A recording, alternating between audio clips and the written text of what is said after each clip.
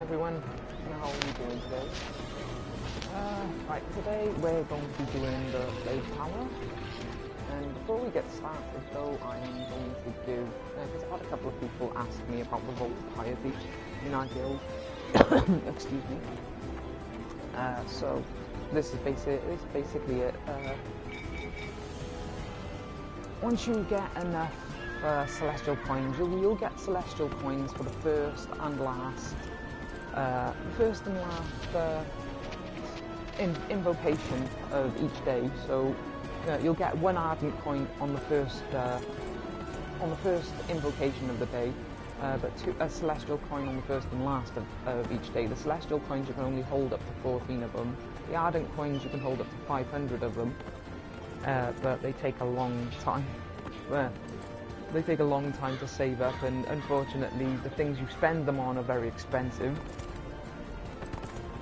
So if you want anything using the ardent coins, you're going to have to play regularly, as the ardent favor, aside from these potions, the cheapest one for the ardent favor is the Celestial Grace die, which you're probably better off buying off the trade house if you actually want to use them. Otherwise, you know, if you want to use them to dye your armor, you're going to have to play for like 2 months to get enough for each piece of armor. You're better off saving up for some of the other items, like the Angel Protection. If you're a hardcore player like myself, a daily player, you know, or just completely and utterly in love with the game, then you're probably going to want to save up for the Angel Protection for the Ardent Favor. Yes, that's a year's worth of a grind, guys. So I hope you're prepared for the Ardent Favor rewards. The Celestial ones, though, on the other hand, like I said, you can get 2 of them a day, and you can only hold 14 coins. But these, spend them often, because you can get some good stuff from these chests. So I'm currently working on upgrading my equipment on my other character, so I'm probably gonna save up for the moment. I'm probably gonna get the enchantments on this one for now, because I do want to get I do want to start stocking up on a few enchantments for later.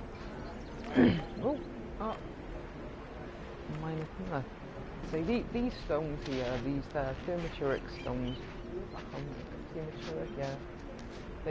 these ones are good to use for upgrading your enchantments. So if you get a shit enchantment from these boxes, it doesn't really matter, you know. I mean, all enchantments up to level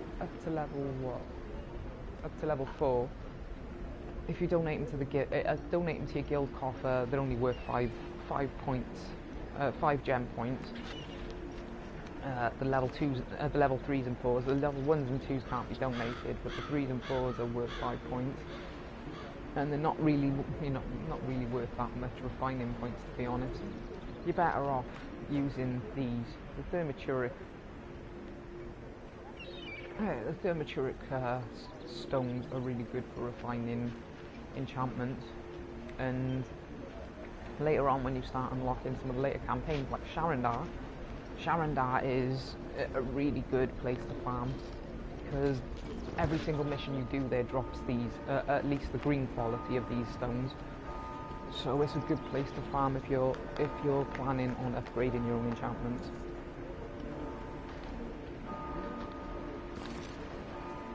Anyway, now that we've spent them,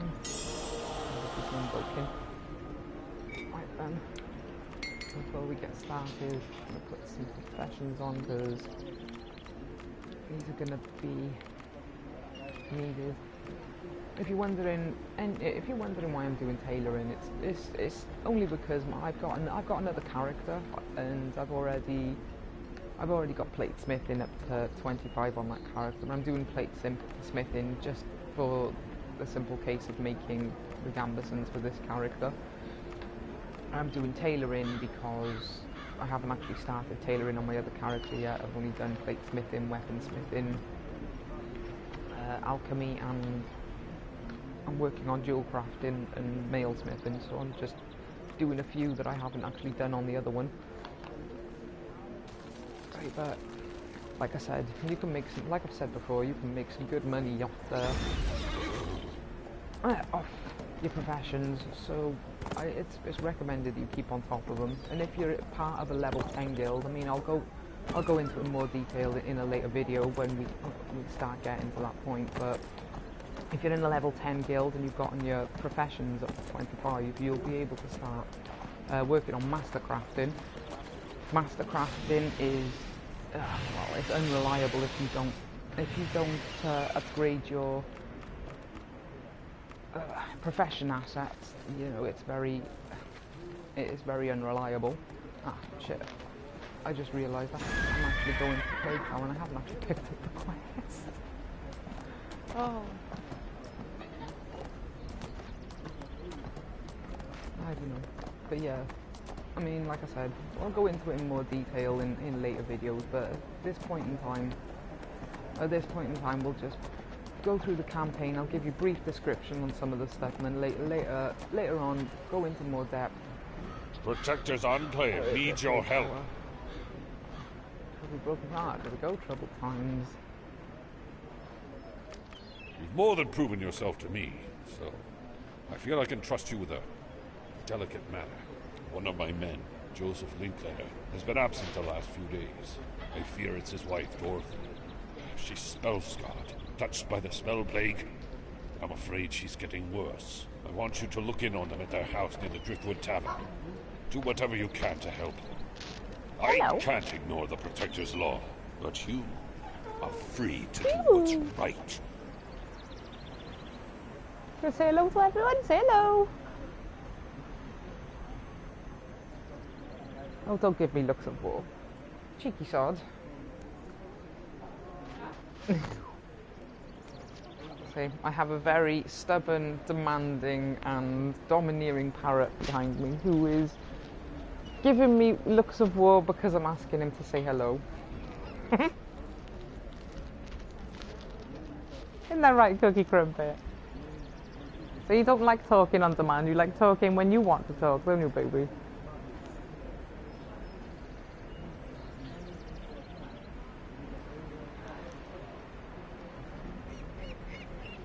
Okay, I suppose I should be thankful though, because he's normally trying to get rid of everyone by telling them bye as soon as I'm starting to talk to someone other than him. So, should be thankful for that much. Oh, there we go.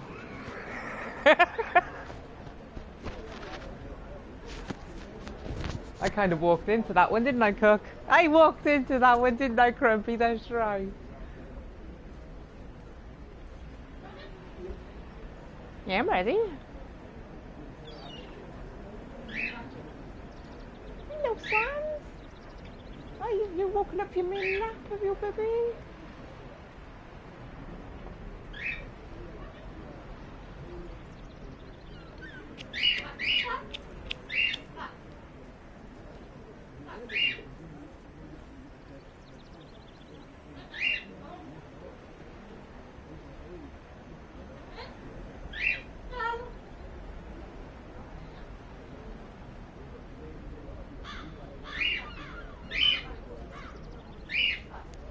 Sandy!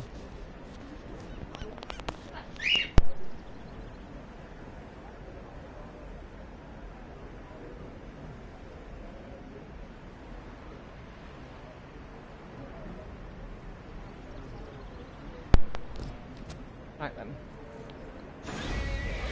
Now, let's head off to Lake Tower. This campaign is actually probably the shortest of the campaigns.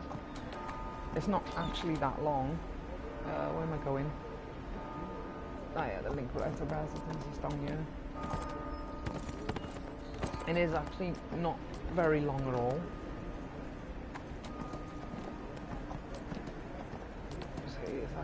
It's actually really short considering some of the campaigns. I mean, I know the like Black Lake District, the Tower District. None of them at this stage are really. What am I going to do? It's my wife, Dorothea. She was spell-scarred last winter. We've been hiding it so she wouldn't be sent to Helmshold, but she's been getting worse. I called on help from the wizard Rizard. He's helped her before. His medicine will change Dorothea back, but only if she's been subdued. And I cannot strike my own wife. She's in a frenzy and has locked herself upstairs. Please, can you help me? Please! She just needs to calm down!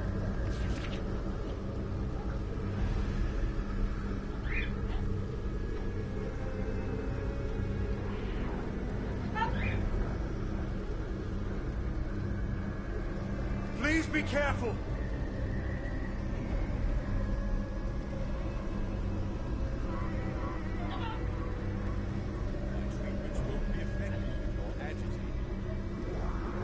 Is everything all right?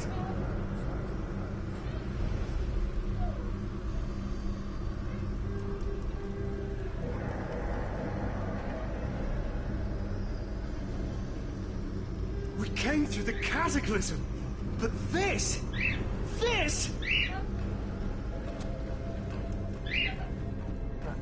Is everything all right? Perhaps you can help. I've given Dorothea some medication that will return her to her human form, but it will only work when she's called, or at least has been subdued.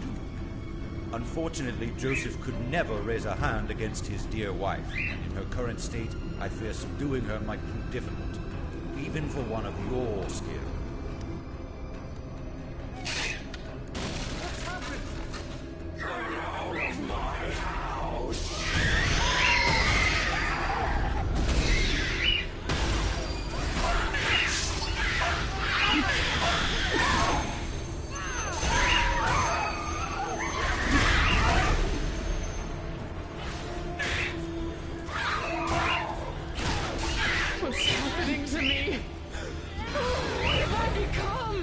Dorothea, Help me! I was Please so worried. help me!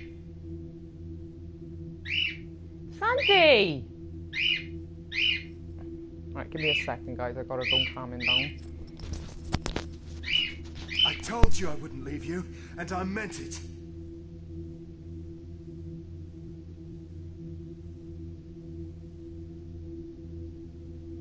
I can stabilize your condition, but only if you remain calm. You're all right now, love. That's what matters.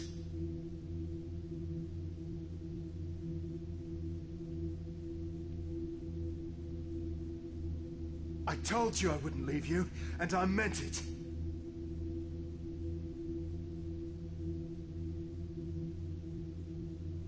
You're all right now, love. That's what matters.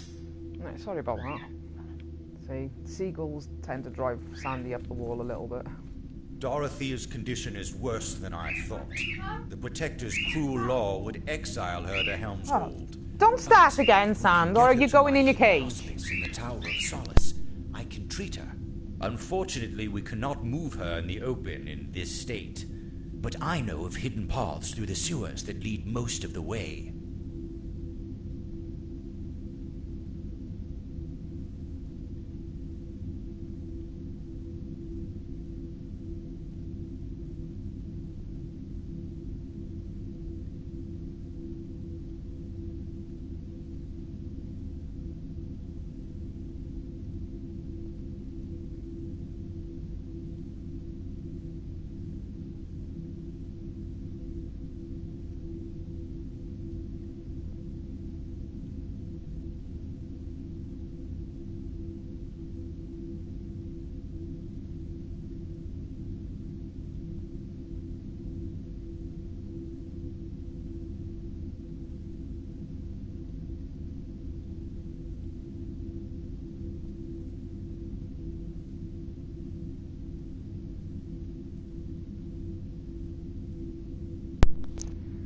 Sorry about that. True, the dead rats sometimes move through those sewers, but there's no time to wait lest Dorothea be discovered.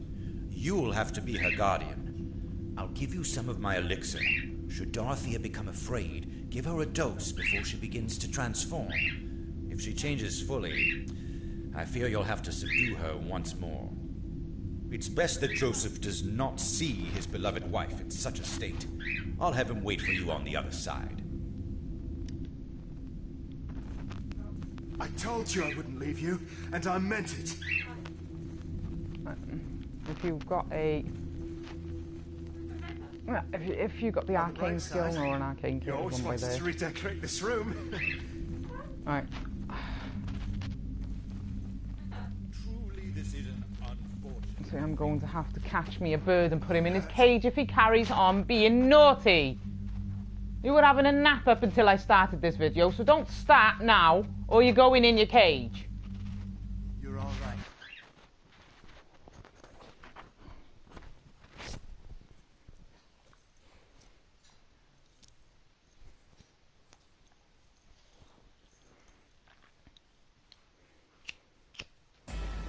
You wish my aid? Wise choice.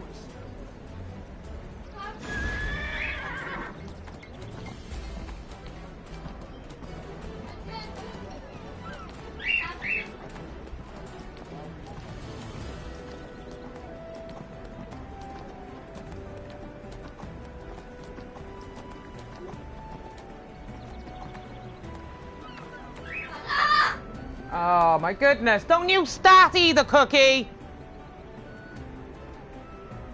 Don't wind him up, he's already wound up enough.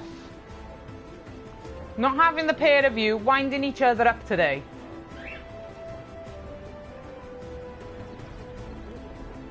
Yeah, I'm really sorry guys, they're on one today apparently. The pair of them are being very naughty. Don't give me innocent looks, the pair of you are being very naughty, so pack it in.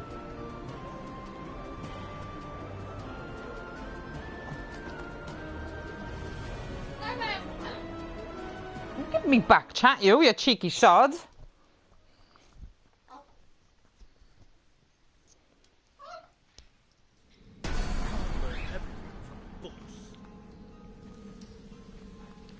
Thank you for doing this. I don't want anyone to get hurt on my account, but I do want to be able to see my family again. Don't sandy him, you cheeky monkey. Now this mission can be a little irritating because you have to stay in front of her if you want to explore it. She's got a tendency to... Sandy! Cookie! Pack it in!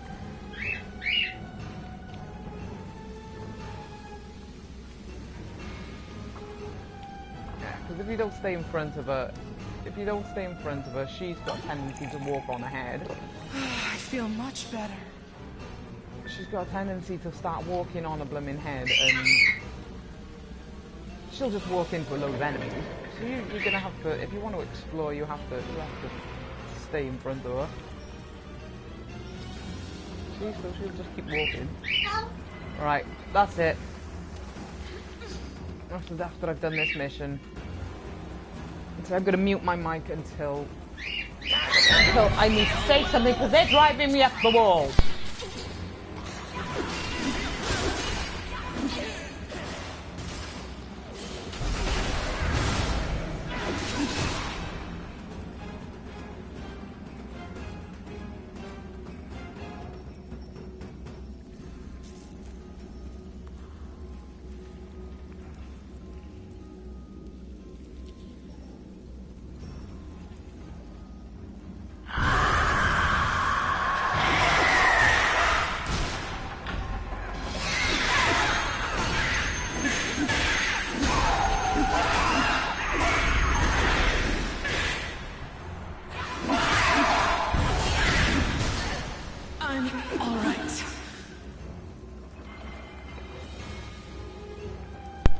If you leave it too long, you'll have to subdue it again. But unfortunately, at the moment, I got a pair of very naughty birds that are driving me up the bloody wall because they won't behave.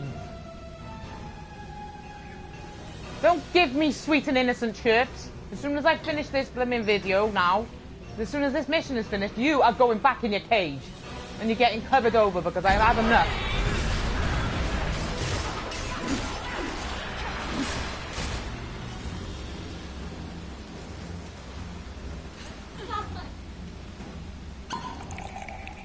See, and you're not helping, Cookie. All right. See, winding him up, you're going to get covered over too.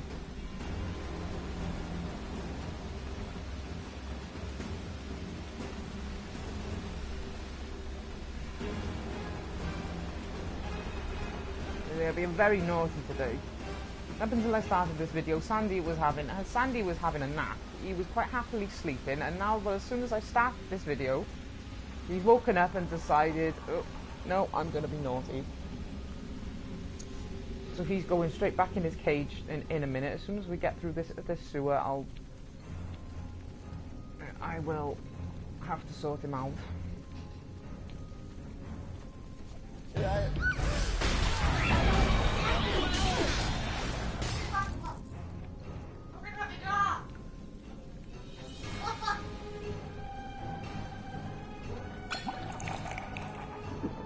I'm all right. Right. Will you stop? The pair of you.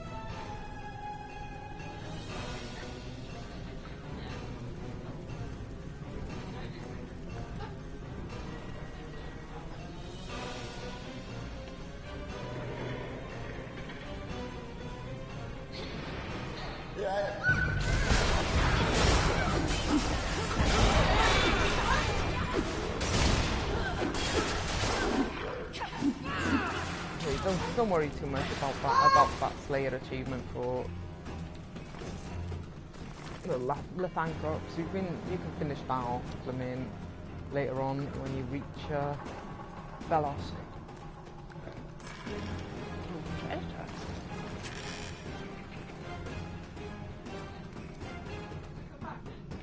Oh, where is she? I've forgotten just to see where she sent. My mind's not on the game at the moment because I've got a very pair of naughty boys distracting me, so I'm not really paying 100% attention because they're both in cheeky mode. So it's just unusual that Sandy's actually the one that started it today. It's normally Cookie winding everyone up. Don't give me sweet and innocent looks, you. You know you wound him up. Oh, shush.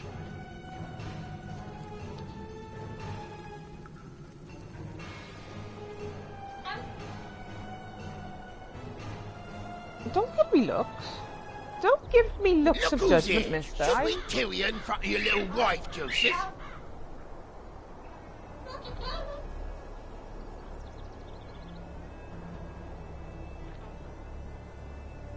Keep away from my...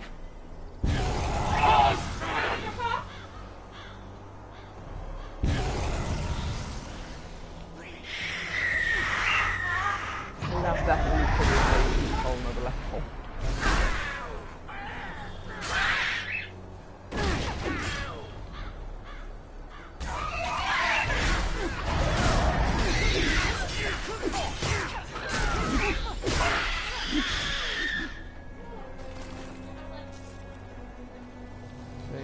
I really do apologise today, guys. These pair are really on one today. I don't know what's the matter with them. They were behaving until I started this video.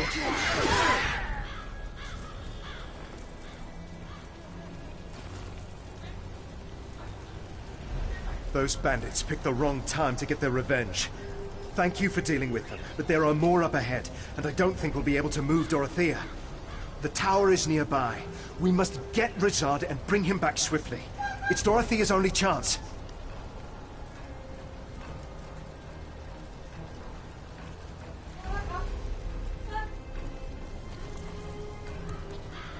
I'd recommend you save up these scrolls, at least for the time being. I'd recommend you use them on, I'd recommend you use them only on equipment you actually need. You just pick up more equipment and scrolls throughout the game. You may want it, but when you reach the greater scrolls, when you hit level 70, as soon as you get them, you're gonna need to save them up, because when you start getting artifact equipment, swords and swords, shields, that type of equipment, you can actually use your level 70.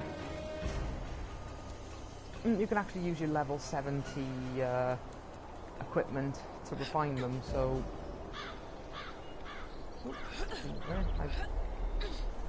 Yeah, but I mean, you can actually use your level 70 equipment to refine them, so you might want to save up your greater identification scrolls for that. You can also donate them to your guild if you want to, but just make you aware you might want to stock up on them. Only use them if you really need to, because otherwise, you'll find yourself buying a lot of them.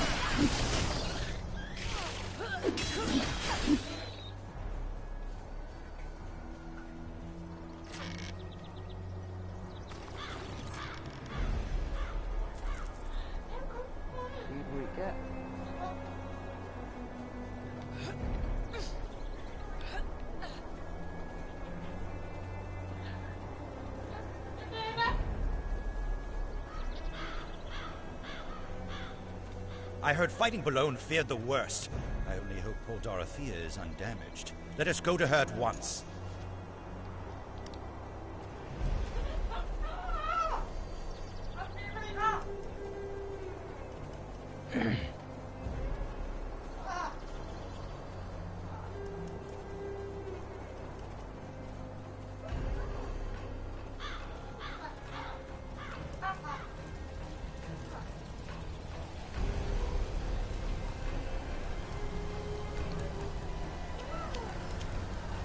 There we go. You should feel better now. I'm sorry this happened, but at least these brigands will no longer disturb my work. Thank you for bringing Dorothea to me. I already have a room prepared for her where we will make her as comfortable as possible. Now, if you will excuse me, I really must get Dorothea to the tower so we can begin her treatment. Come. Let's see you two go.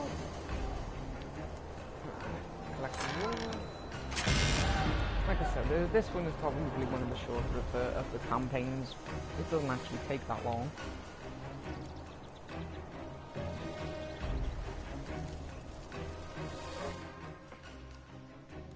But if you're just starting out for the first time, then this is one of the 5 campaigns you're going to have to complete if you want to unlock a zone chat, trade, and being able to use the guild bank.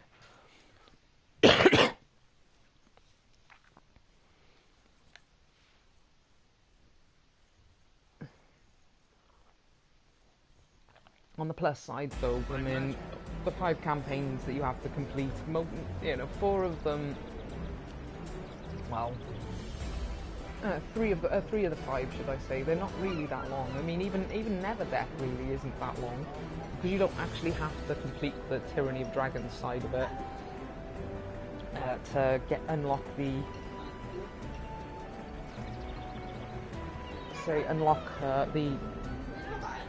trade option. You only actually have to complete the Doom's Guide side of the campaign. You don't actually have to complete the full campaign. I don't know whether it's bugged or whether it is that way, but you actually only have to complete the Doom Guide side of the campaign to unlock the option to trade.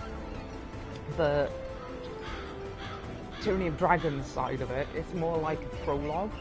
It's more like a prologue to unlocking the Tyranny of Dragons campaign.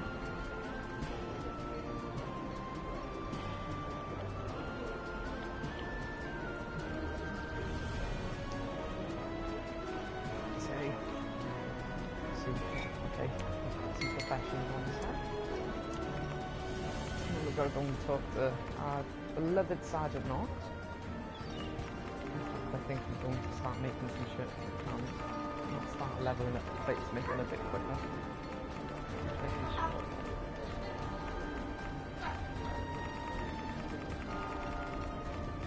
Since we're going to be making a healing Paladin,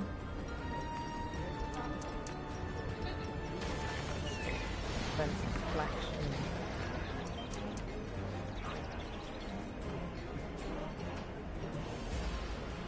Recovery defense, I say I was looking at the wrong one.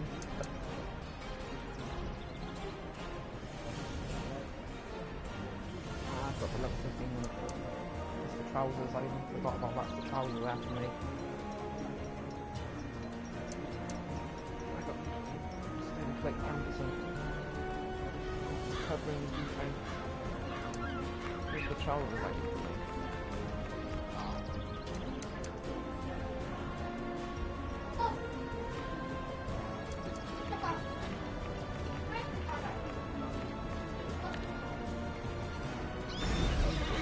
Go and say hello to Sam. Oh.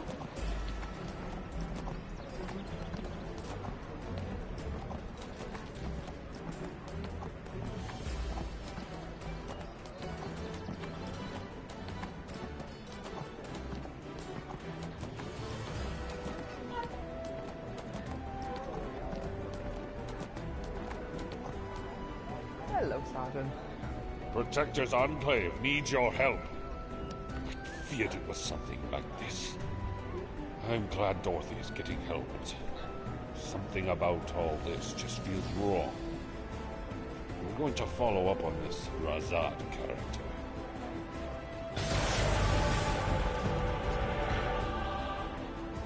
I want to know more about that Razad character who helped Dorothy Linkletter. A rumor that someone matching his description was seen talking to Twallow the Bright, the city's preeminent wizard. Go to Twallow's home, talk to him there. He may be able to tell us more about Razad. Are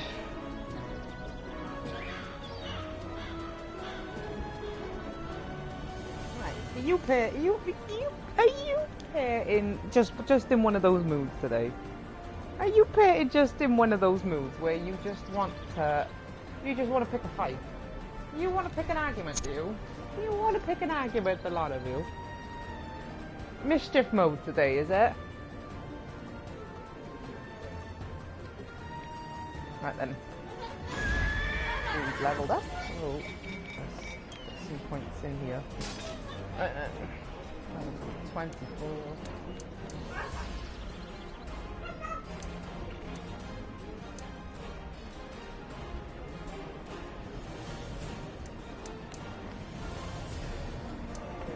One of the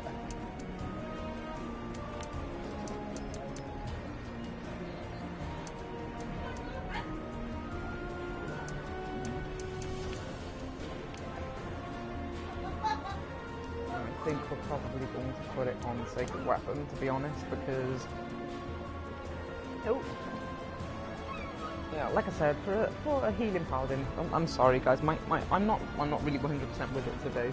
Very distracted, but like I've said before, Sacred Weapon, this you know, it often gets overlooked by a lot of people, but Sacred Weapon is actually a really good ability for a healer. So we're gonna, I'll be using that ability a lot, as you'll see as I go through the guide. Let's see now. Trying to get my bearings and then remember what I was doing. Let's see.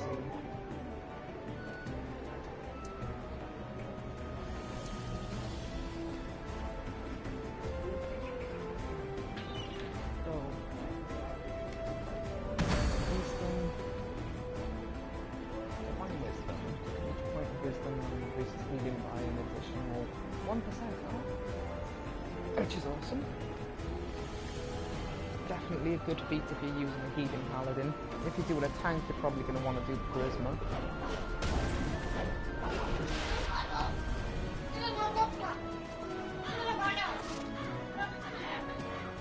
Because I know a lot of people that when they're building a tank, they tend to do DPS, and the charisma is better. It is better suited to a tank than a healer. I mean, I know this. Each point in charisma now increases your critical chance by an additional 1%. But it's like,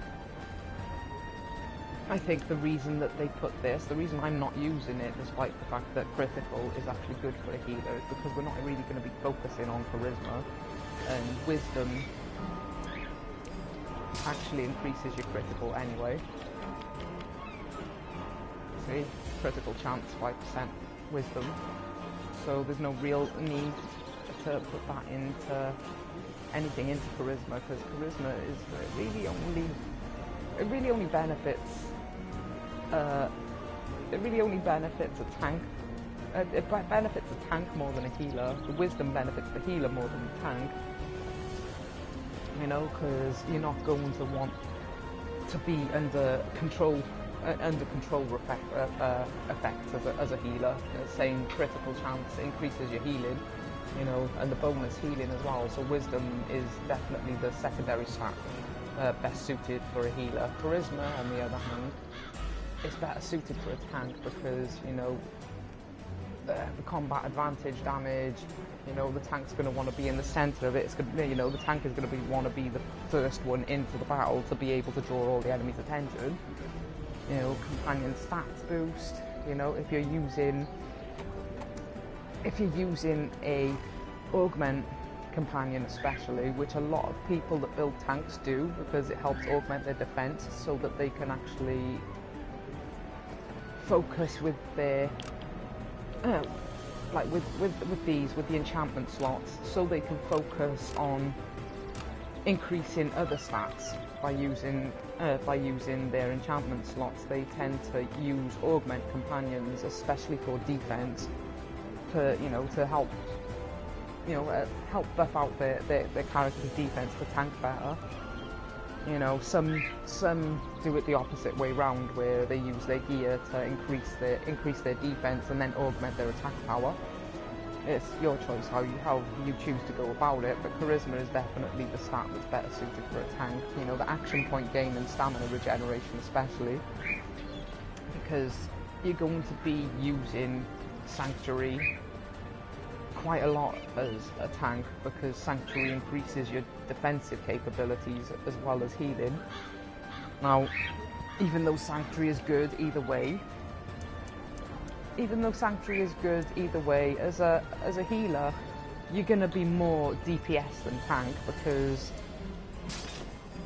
you know, you're not going to, even though, like I said, I use Sanctuary for my healing abilities anyway, so for me it is good, because I do use this quite a lot for healing, because I'm often on the front lines, because, you know, as a healer, your healing abilities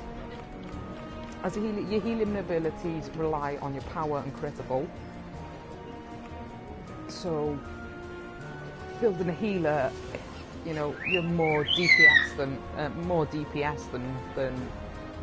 than tanks are.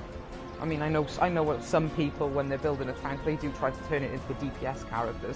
No, you're sacrificing your tanking abilities if you do that. You know, because I bumped into one the other day doing Epic Cragmire Crypt, and oh my goodness, the guy had stupid amounts of power but couldn't tank for the life of him, even though he was actually an Oath of Protection Paladin. It's like, wow, what have you done, mate? You're not a tank. Turning it into a DPS character, you can't tank for anything. I was constantly having to heal the guy. You know, because he wasn't tanking and drawing any threat off anyone, everyone was coming after me. So it was like, oh my goodness, the AI was okay. The AI came under the impression of kill the healer, leave the tank alone, even though he's dishing out a ton of damage. Leave him alone. Go after the healer, because if we get the healer, everyone's gonna die. And that's exactly what happened. Because the tank was absolute shit. He was still classed as a tank because he took an Oath of Protection. But he turned it into a DPS character, and as a result, it cost us doing the dungeon, because we didn't have a tank.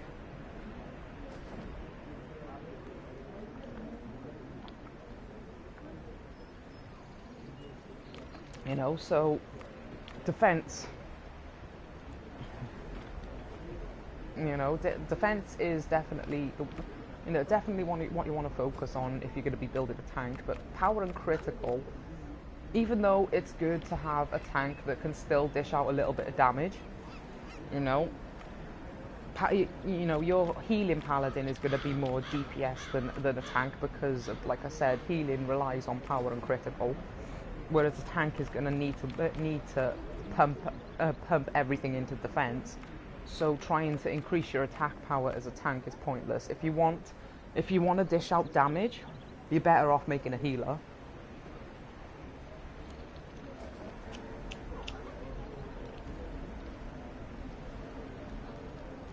I mean, you've still got the option of doing a second loadout anyway. Cookie, don't start!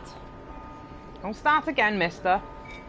You've still got the option of later on making a second loadout anyway. So you know, it's up to you. But I'd recommend that if you want to make a paladin that can dish out some damage, make a healer, because you're not that way you're not actually.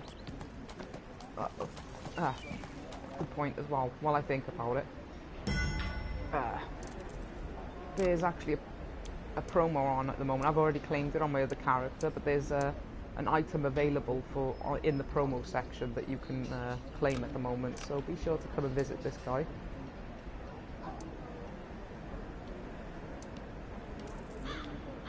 Anyway, as I was saying, making if you're going to want to dish out some damage as a paladin, you know you're better off making a healer. That just simply for the fact because you're going to have to increase your power and critical anyway to turn it into a good healer. I mean the clerics, they're excellent healers, they are, but they're more individual based. They're very powerful healers. They're more powerful than the paladin for healing individuals.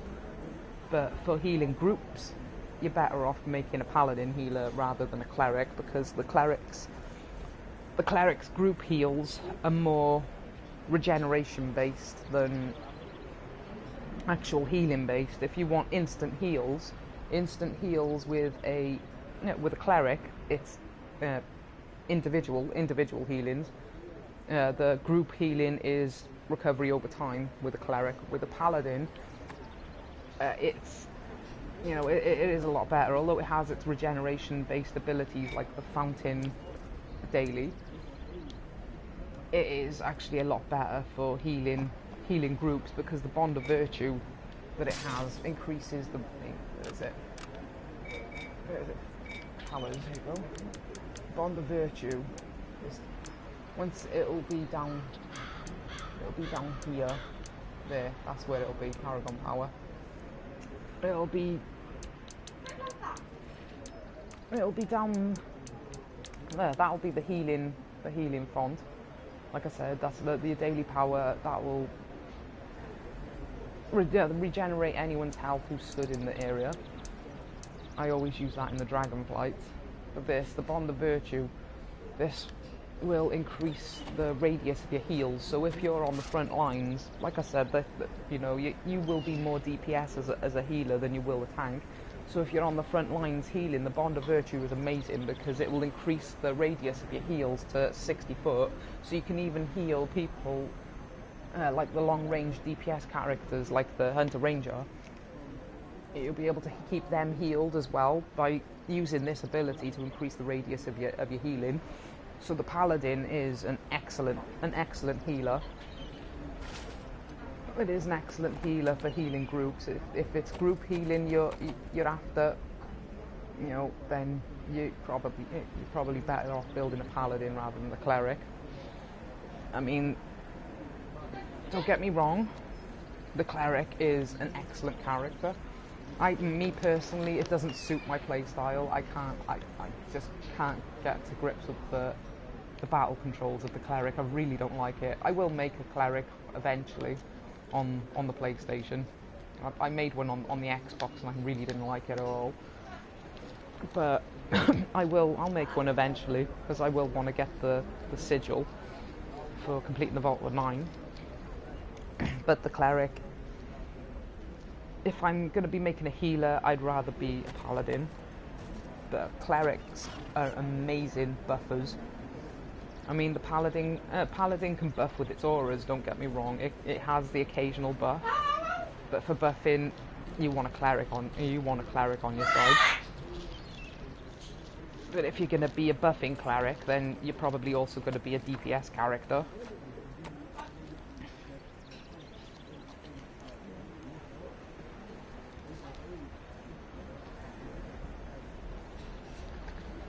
So, I mean, there's loads of different ways to go about it. You know, it's all down to things like your playstyle. And now that I think about it, I want to get that finished as well. I actually did one after I finished the video the other day, so we've got 2 more to do. But we've got to get them done, because the next place we'll be going is the Black Dagger Ruins, where that's going to be needed for. Plague Tower isn't that long of a campaign, so the Wizard's Folly.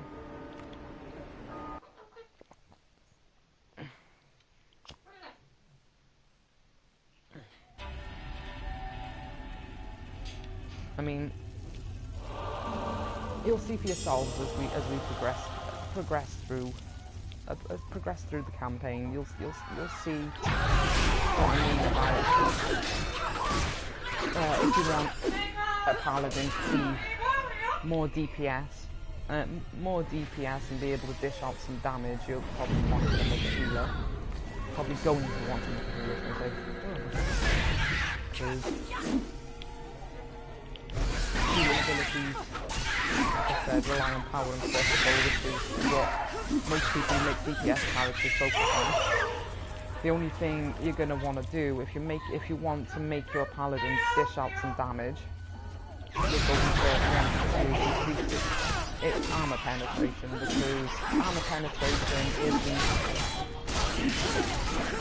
isn't a key feature for a Paladin.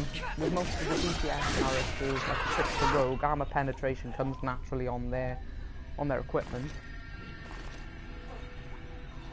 So most people don't actually. Most people who make DPS characters don't actually acknowledge the difference armor pen actually makes, because it comes naturally on the DPS character's equipment anyway. They don't really notice what kind of difference it's actually making. But armor pen is actually a lot more important than most people give it credit for. Critical is actually very overrated.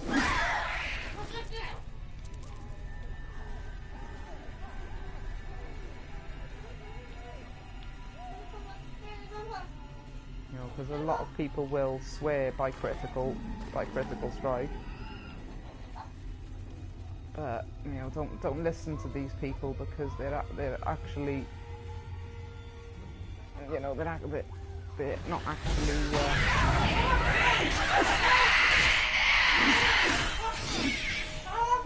actually 100% right.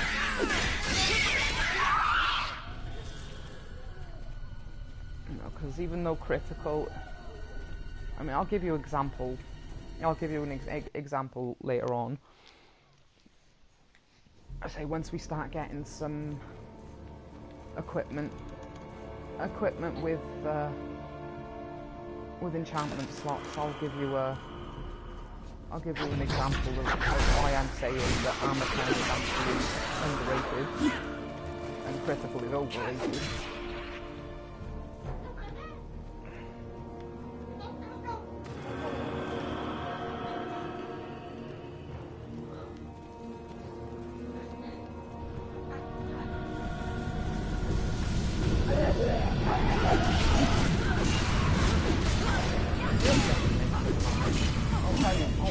I'll point out why in a minute.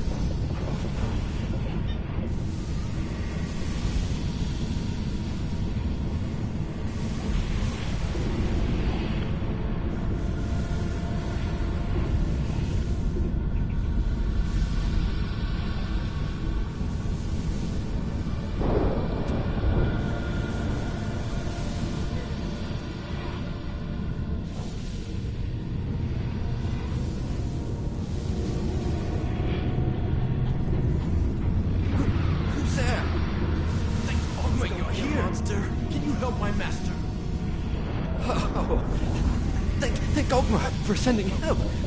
I'm Lucian Pancrates, Master Tualo's apprentice. Master Tualo was working on a ritual when a portal opened and those Foulspawn began pouring out. He sealed the door, but But many had already escaped and more were coming. We need to close that portal. I can remove the magic seal holding the door shut, but you'll have to go in and destroy the summoning crystals that power the portal.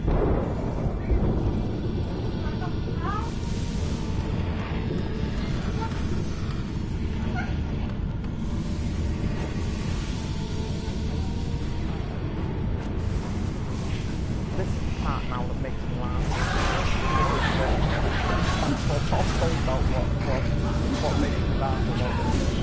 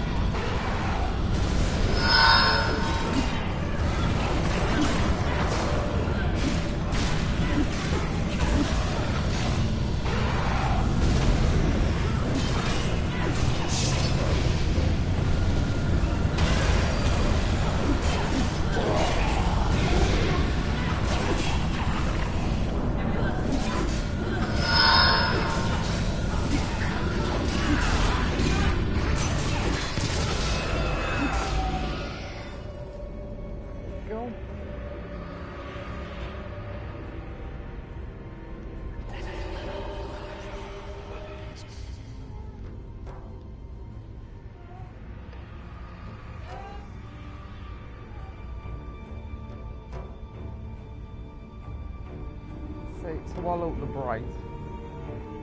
This is the guy's name, Swallow the Bright.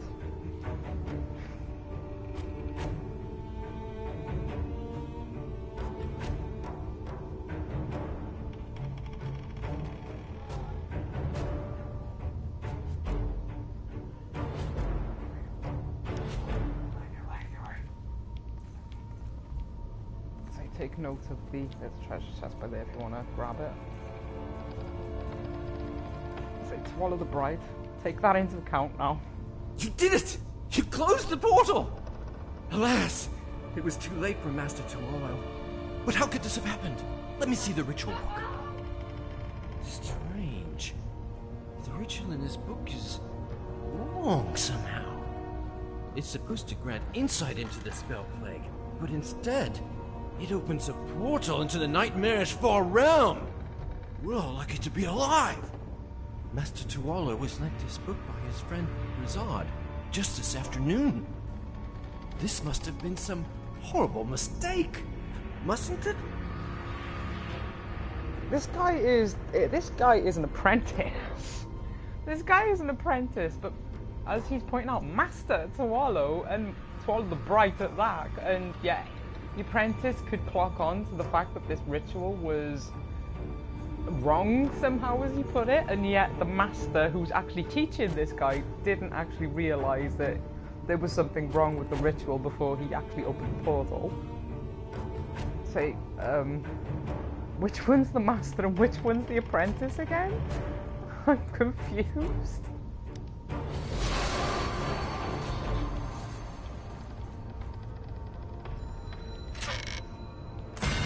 Say, well, I'm sorry, no disrespect to the dead or anything, but Swallow the Bright, not very bright if your apprentice is actually more clued up on the mystic arts than you are.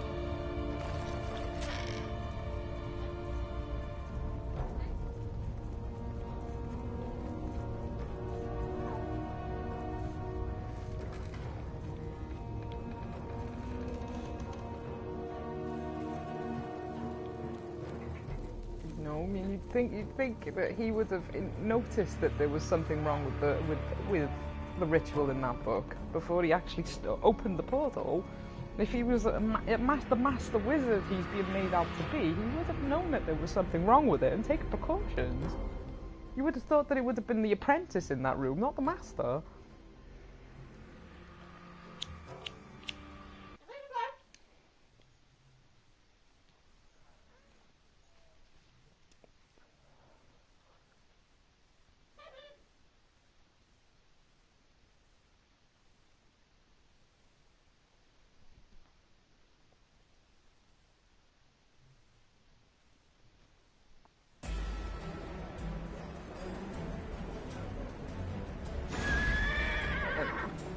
go back to say hello to your Sergeant Ox.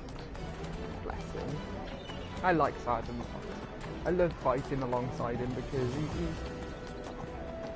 he's unlike some of them. It's like I can't stand fighting alongside Celeste. I'd rather fight alongside Lina Linorel than Celeste because she's bloody useless. You spend more time picking her up than anything. You know, especially when you're doing missions like Heartleaf's Garden in Mount Hartnell. Celeste's annoying. I'd rather have Sergeant Knox by my side. Protector's Enclave needs your help. This is bad. If the apprentice's memory is correct, then Razad must have given that book with a booby-trap ritual to Twallow right after you left Linklatter's house. Could have just been a mistake. The timing is too convenient. My gut says something's wrong.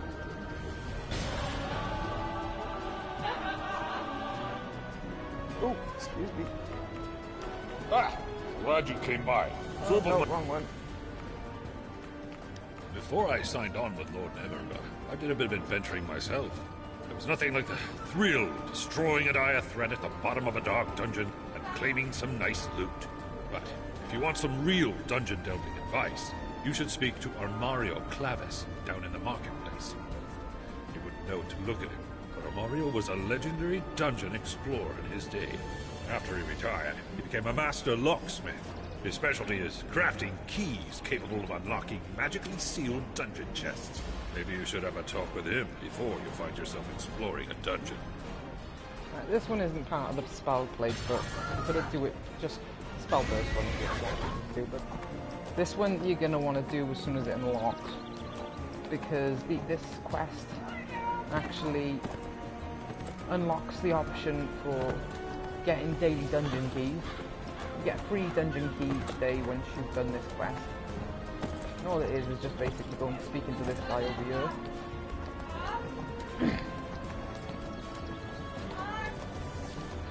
Once you get this quest, I think it's around level 20 or something it unlocks.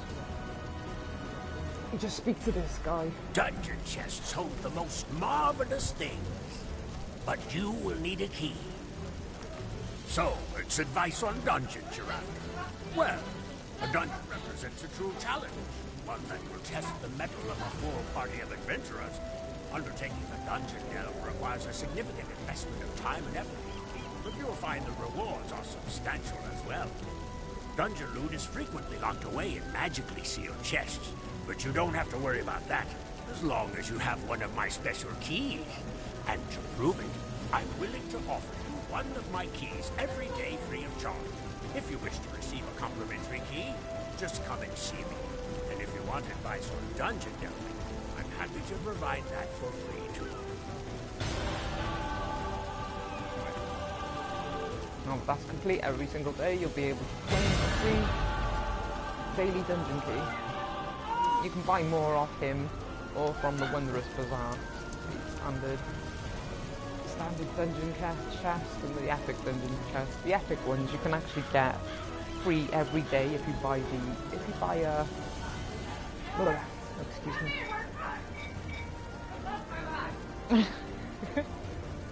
If you buy a VIP, it's like 1 month VIP. See, I've currently got VIP rank 2 because I bought 2 months so far.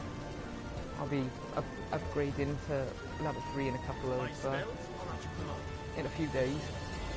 So I'll have the VIP rank 3 by the time I might do the next the next video. But if you buy a 1 month VIP, in total you'll get like 30 enchanted keys, one every day for claiming your VIP rewards. Which works out cheaper than buying 20 keys for like 2,000. A 1 month VIP will. I'm not trying to put a sales pitch or anything. It's your choice whether you want to buy it, but I'm just pointing out the benefits of it if you're not aware. 1 month VIP costs 1,000 Zen.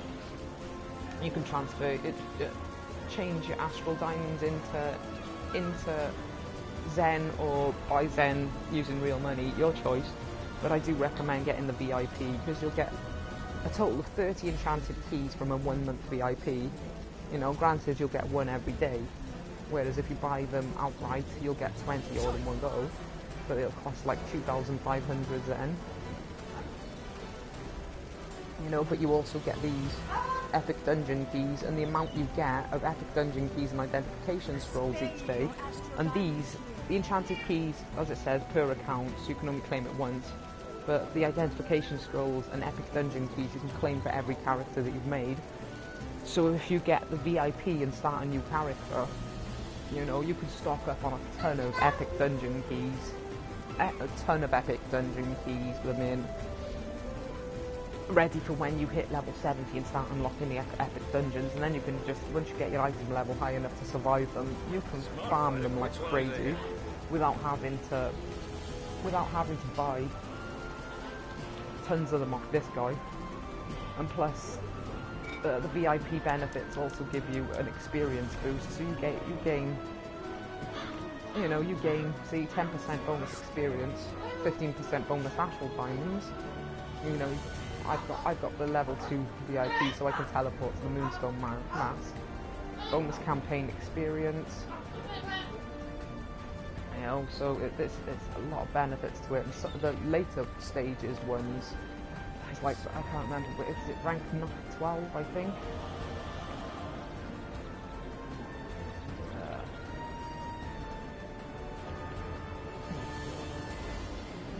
Yeah, Wondrous Bazaar discounts, Russian Companion, no, it's not, it's the earlier one.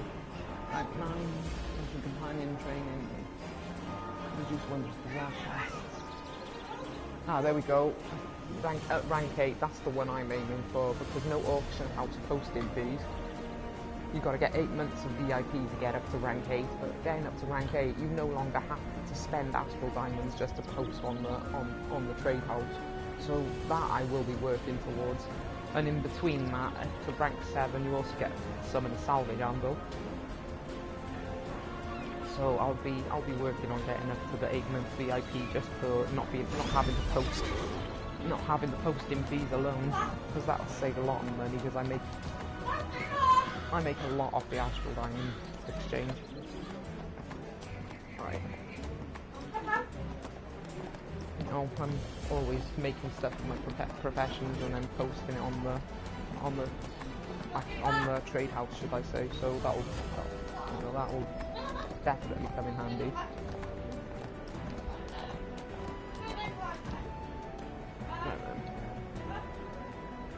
What we found out about Razard may just be a coincidence, but my gut says otherwise. Linkletter needs to know. He's out in a part of the city called the Beggar's Nest, hunting down another dead rat swarm. Find him, tell him what you've learned. By your mater's and tears. Hope I'm wrong. Those two have suffered enough.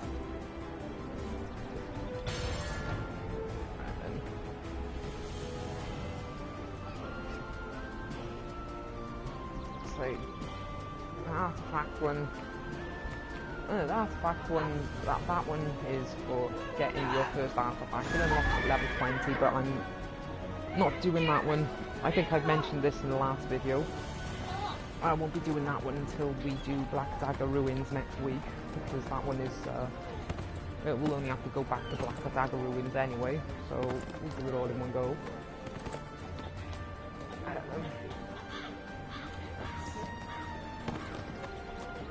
I think we're about halfway through this campaign now. It is literally the shortest of all the campaigns.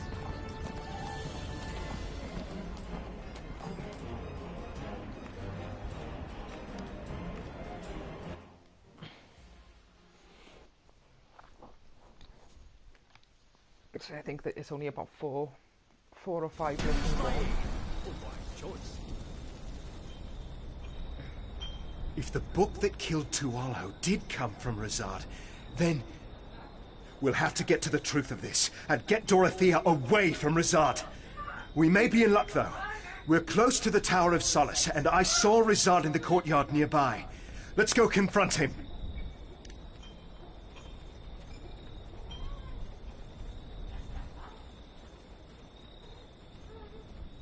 Ah, I wondered when I would see you two. I understand you found the trap I laid for Tualo. Unfortunately, your revelation has come too late. You see, the ritual has already begun. The portals are opening, the sacrifices are gathered, and there is nothing you can do to stop me. On my watch.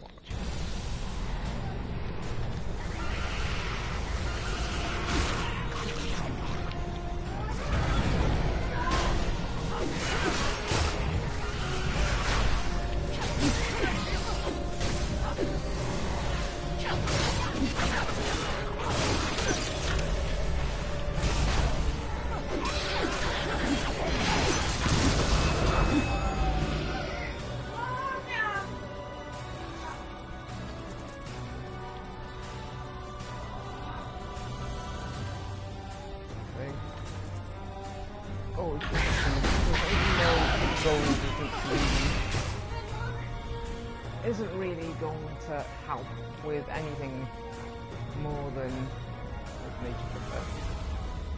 Even though you're not going to really need gold in the later stages for anything other than protections or upgrading the guild stronghold, you know, it's still good to stock up on your gold. If you plan on making different characters, you can put it in your spirit bank and start them off getting everything they need, you know, companions and the like.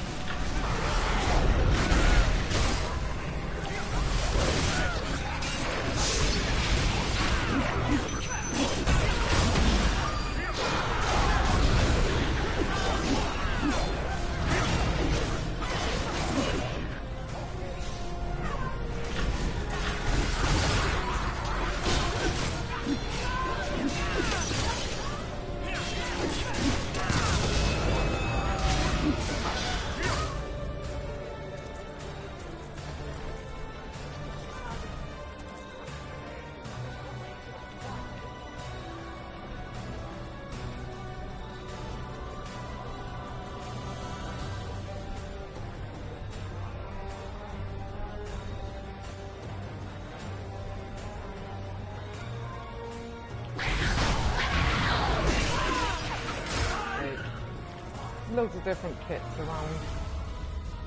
Like I said, if you're a profession-based person that likes doing the profession, picking up kits is definitely a good thing. In that area, you find a couple of that area we just passed is like a arcane. I'll show you. It's like there's a thievery one over here. An arcane one behind there.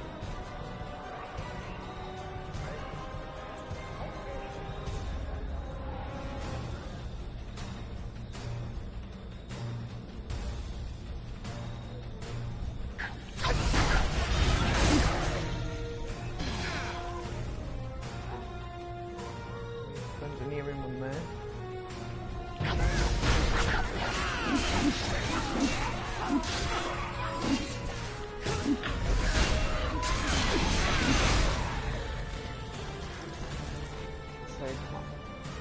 I tend to pick up them in a lot of stuff while I'm in the middle of battle because I'm so used to, on the Xbox especially, so used to people just rushing through dungeons and whatnot. I try to pick stuff up as I'm fighting. Because unlike most people who do actually think that it's pointless to stock up on gold, I do actually still stock up on my gold, just because of the fact that, like I said, I'm a professional. I love making stuff with my professions, and I'm looking forward to our guild finally reaching rank 10 so that we can unlock master crafting.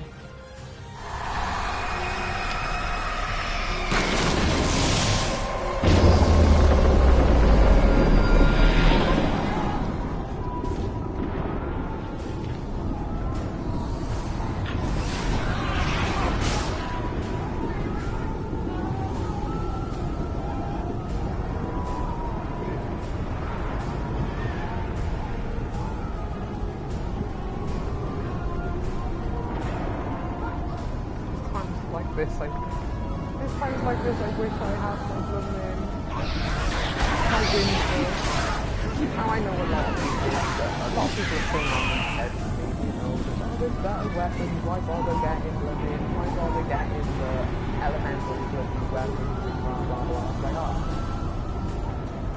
I'm a role player. I don't give a shit about being the best of the best, excuse my language. I'm a role player, and my main character, Paladin, is... My main character is a wind knight.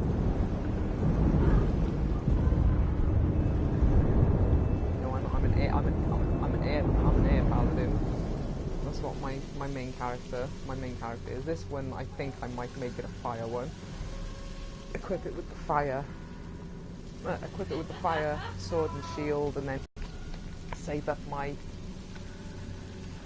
alliance point to unlock the elemental fire armor skins. Good thing about those armor skins that you can unlock as part of the Maze Engine campaign, though, is that once you unlock them, you don't have to unlock them again, and you can claim them as many times as you want. You don't have to buy them a second time. Once they're unlocked, and you can transfer them between your characters. So once you've grinded, because they're like between, I think it's between 4,000 and 6,000 alliance points. So you've got to do a ton. I mean, you'll get a minimum of 3,000. You'll get a minimum of 3,000 just doing the dailies for the campaign itself anyway. But once you've grinded them, you can claim them as many times as you want and transfer them between the characters. I'll be putting the fire one on this one. We're safe from the spell burst down here, but these sewers are the last hideout of the dead rats. I need to get to the Tower of Solace to look for Dorothea, but the Weirats will kill these people for certain if we don't clear a path to the surface.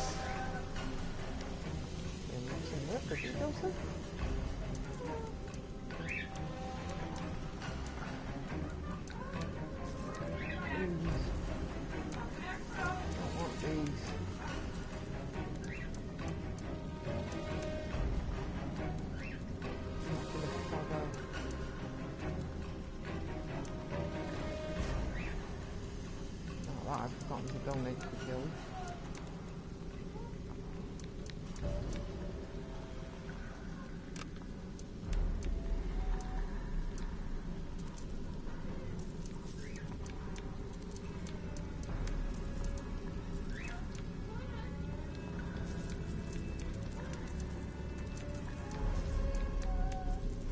See, those treasures, they're the best way of making cash, picking them up. A lot of people tend to avoid them. I don't. I pick them up anyway because they're actually really good. They're actually really good for making gold. I'm not bothering with them at the moment. So, if you're wondering why I've got so many bags, I'm not sure if I said. I think I did in the original video. The Dragon Horde bag that I got equipped is from buying the Dragonborn DLC. It's claimable for every character you make, so once you buy it you get an extra 30 slot bag, I think it is.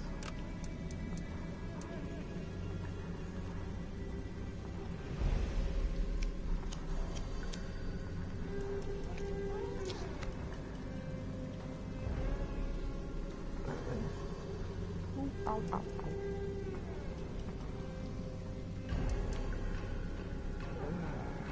I think I actually need a belt.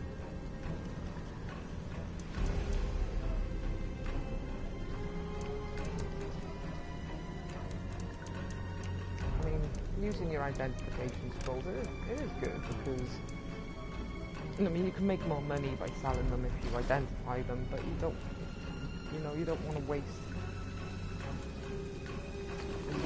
them either. Yeah, unless you've got a load of them, because I think the lesser ones can identify, what is it, a fair more. lesser identification up to level 29 here. So it's like, using them is good, but it's not really crucial. So you can make more money by identifying them, but I don't always do that.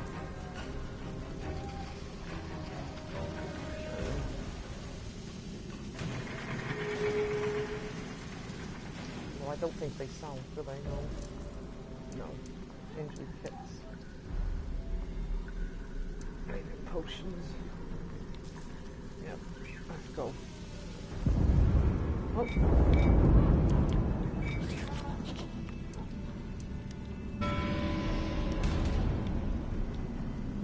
Final one.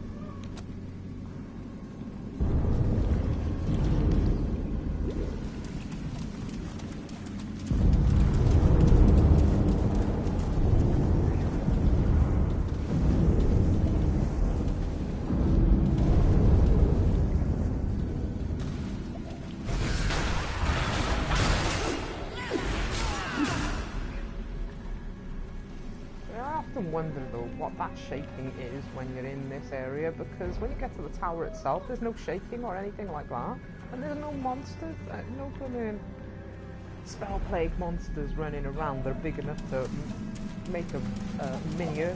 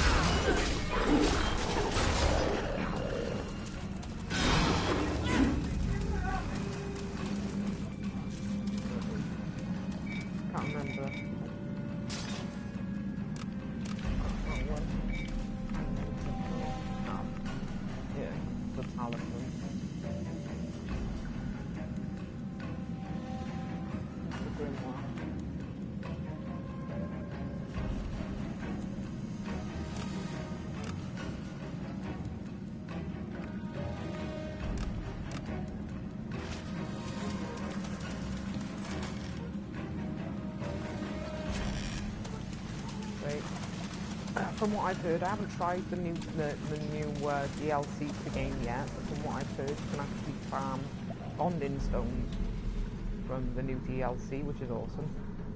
Arcane kit. Bonding stones are better than I can't remember the name of them, but rune stones that increase your companion's attack power. I almost not buy. I'm not sure if I.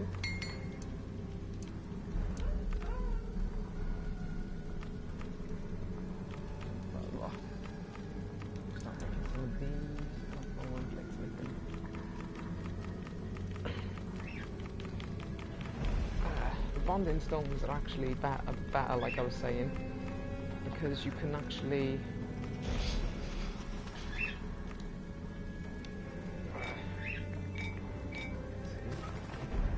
Got one there. Empowered runestones. They're actually a lot better than those runestones, because the bonding ones will actually increase the attack power of your companions a lot more than the empowered ones do. It's like I think a rank 7 empowered runestone will increase your companion's attack power by 230 or something like that, but a rank 7 bonding stone increases it by 305.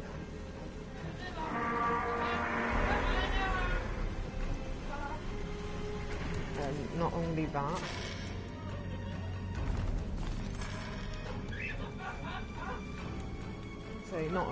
the bonding stones will actually allow your companion to buff you, so you'll gain, I think it's like 20% 20% of your companions, 20% blah, blah. You gain like 20% of your companions.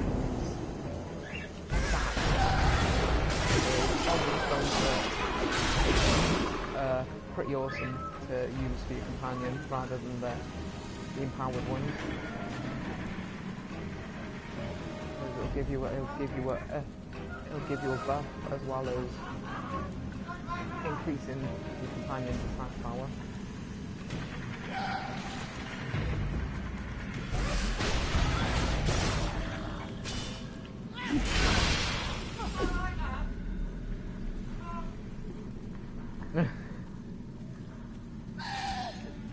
I don't think most people come up here. This guy. Well, this is awkward, isn't it? So, how about we both just act like normal merchant and normal, non-heavily armed customer?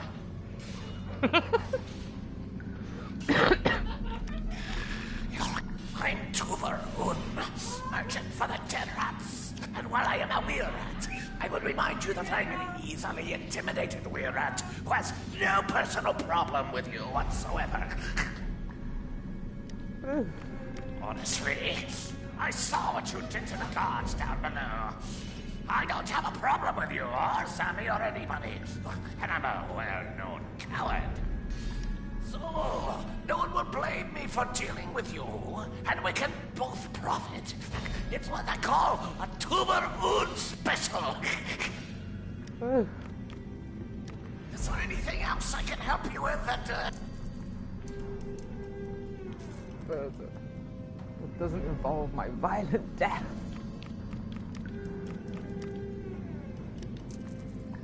It's funny.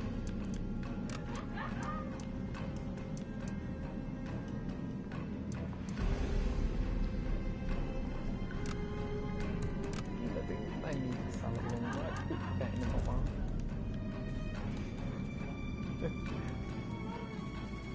Anything else I can help you with that doesn't involve my violent death? No, not really.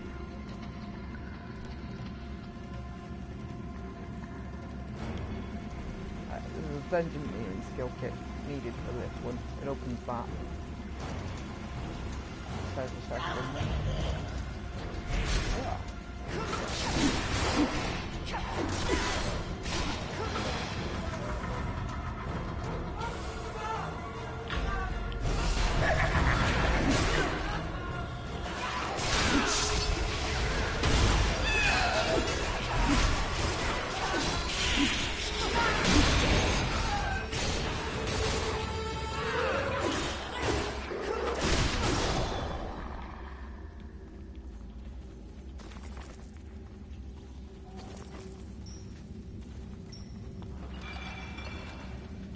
Skill kit?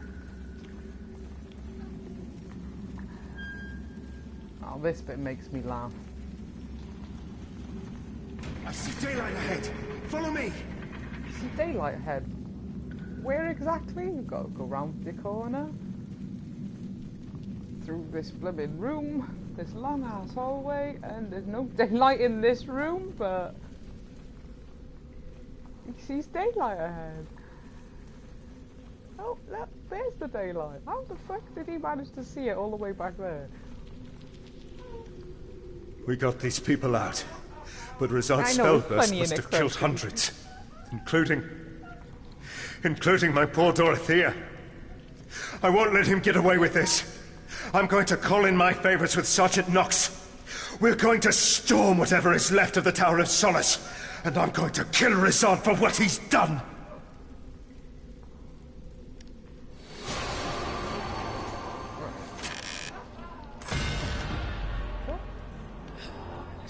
There's actually nothing down here. Just so you're all aware, I've actually run all the way around this. There's not actually anything down there. So let's leave. And now comes the last mission for the Plague Tower.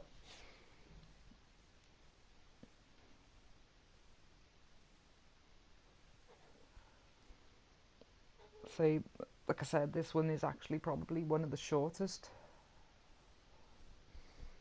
Probably one of the shortest Books can only teach you so much. campaigns that you need to actually do for the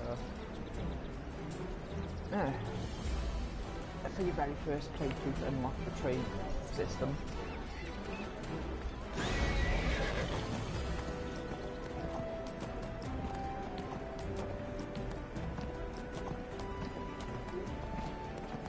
I know this video's been going on for like an hour and a half, but most of that has been me trying to sort of birds for one, and talking about other things. So, but the campaign itself isn't really that long. The split spell plague tower is actually the Protector's Enclave needs your help.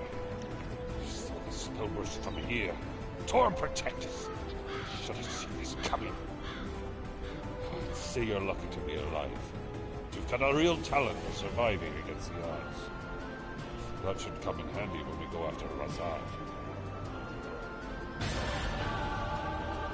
no plague. The wizard Razad preyed on those stricken by the spell plague, promising them treatment in his Tower of Solace. Instead, he used them to power some dark ritual, causing a spellburst that devastated part of the city. I fear that was just a side effect. Razad is even now working to complete his ritual. It has to be stopped, for the sake of the city, and to avenge those he betrayed and killed. Absolutely. And then let's go and finish this mission.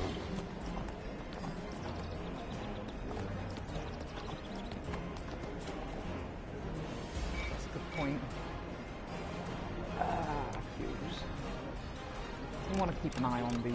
If you're a completionist like me, you're going to want to keep an eye on these skirmishes, because the skirmishes are a pain.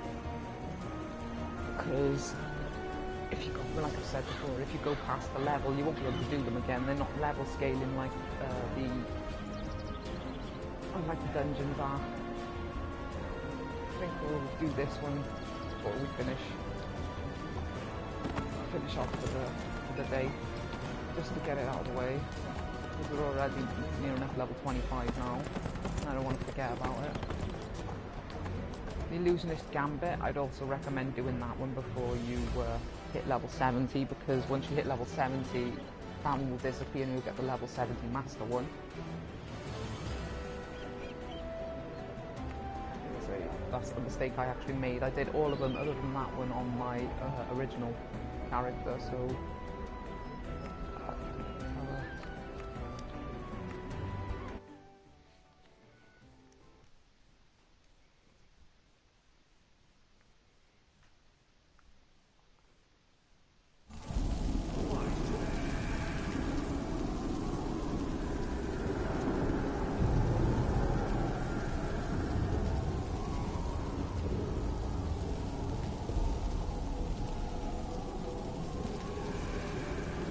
Kills!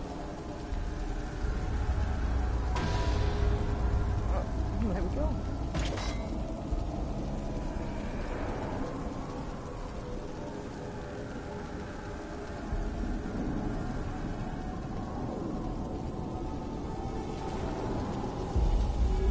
Oh, come on, people.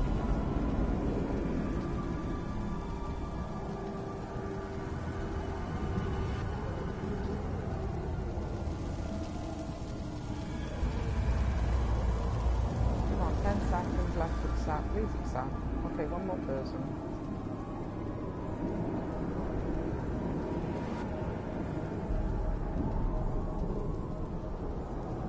Oh. Oh, wait, thank you. All right, people. We're going to secure the area. And then, and only then, do we head into the tower. Razad has to know we're coming. And I don't want any surprises. That'll take too long! He knows we're coming, and I won't let the bastard who killed my Dorothea escape. I'm going to try to find another way in. Linkletter! Linkletter, don't separate the team! Damn it, Alter Nightclothes! It's gone. All right, we're moving in. Everyone, follow me!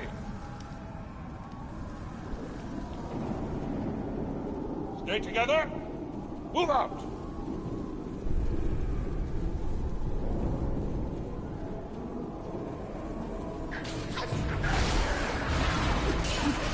There's actually one thing I forgot to show you. On the before we end.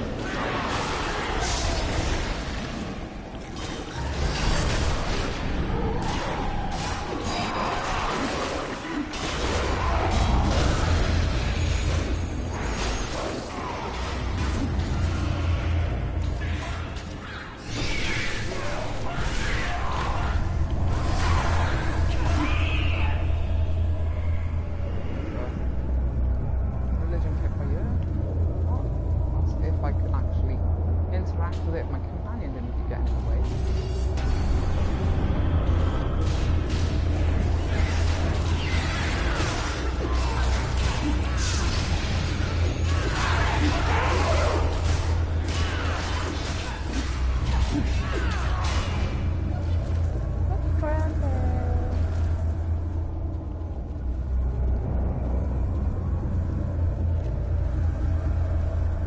We've got these ones, but there's still more creatures out here. Can't let them escape into the city. But also, we can't leave Linklater alone in there. Hate to do it.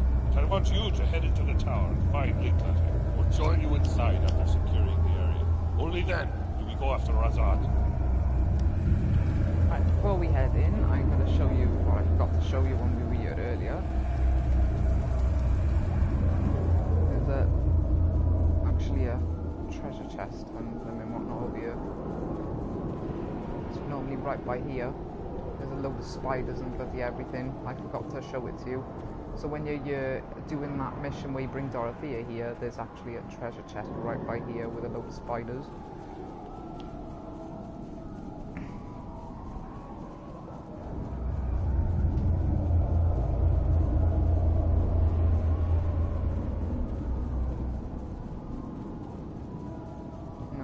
So really sorry I didn't show you that vermin earlier.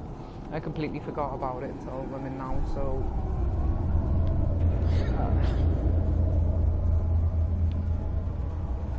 I know it's a bit late to them inform you, but that now we're going past that and that was great. Oh, there we go, brilliant.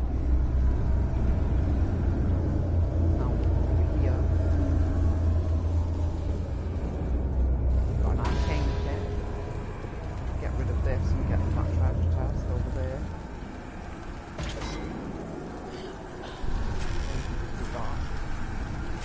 Take damage, but you will take home some damage and won't be able to open the blooming treasure chest unless you hit the proper spot.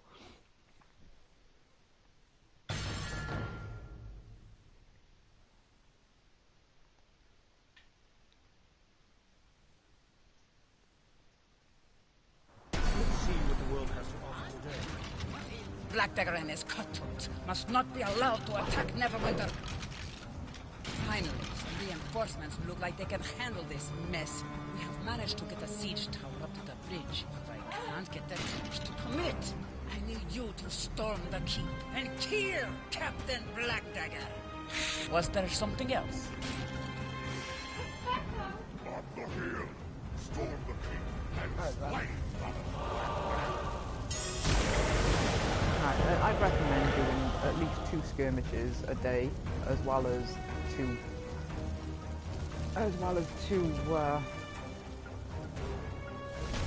dungeons, because you will actually get more astral diamonds that way. You'll only get the max amount of astral diamonds from doing 2 dungeons, and then they'll start giving you stupid amounts like 200 skirmishes. Skirmishes are different. If you do 2 skirmishes, you'll get a good amount of astral diamonds for the first 2 skirmishes you do, as well as the first 2 dungeons. So doing both will actually maximise the amount of astral diamonds every day.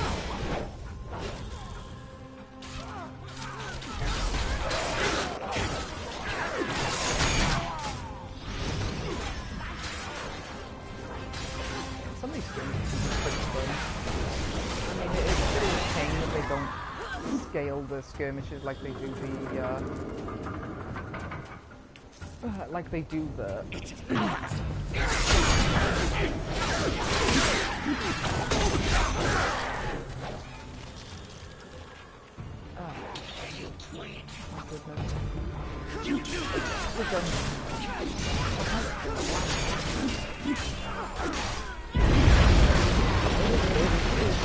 I really enjoy skirmishes. It really does my head in when I can't do them after the level requirement for them. Some of these can be really fun. This is one of them I really enjoy this.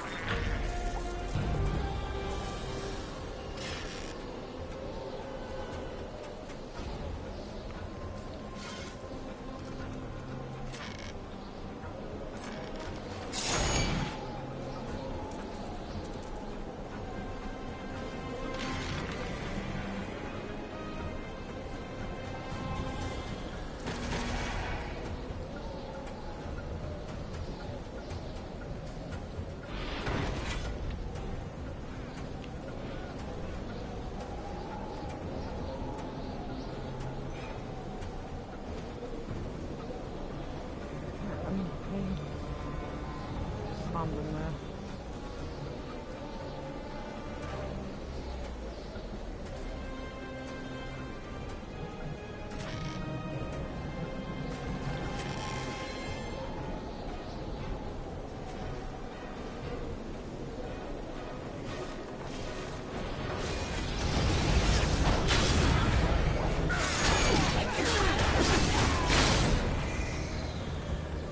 Sworn to serve with dying breath.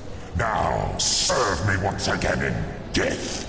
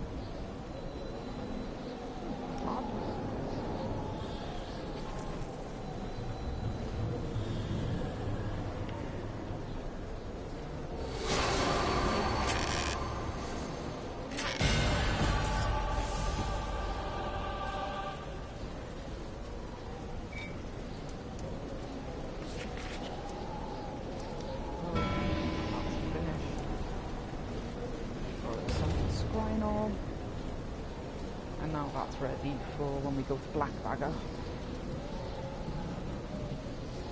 Although this skirmish is actually the Black Dagger skirmish, mind you.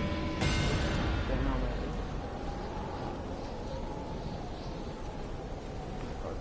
Sorry, we'll have to go back to the... We'll have to go back to...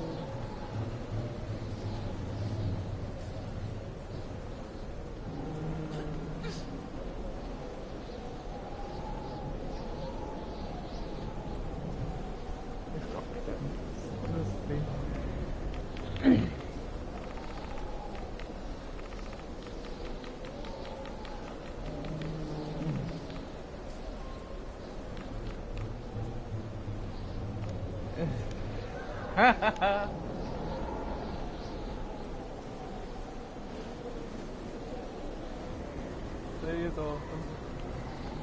You gotta love it. Great fun. But anyway, we'll be doing Black Dagger Ruins next week, so we'll sort out the last of the the Seer's missions for that and the artifact mission then. So next week is going to be a longer streaming session, but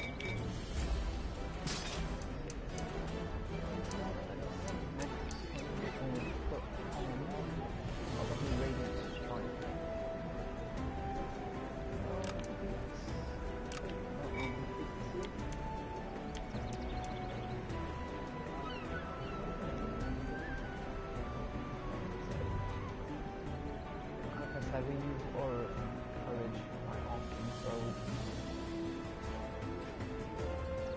say the way I see it, I always use, well, more often than not, I tend to use Aura Courage and Aura Truth, because the way I see it, if I can increase the party's attack and defense, I'll just have to maintain them by healing rather than constantly reviving them. But we got another Paladin tank in our guild that, you know, he tends to use different auras than I do, so when we're running around doing like the tier 3 heroic encounters at the stronghold, doing the influence runs, so he'll be there on, you know, behind everyone, keeping the long range attackers healed and everything, and I'll be on the front lines with the close quarters attackers, busting them out and everything. So it's pretty good. Right then.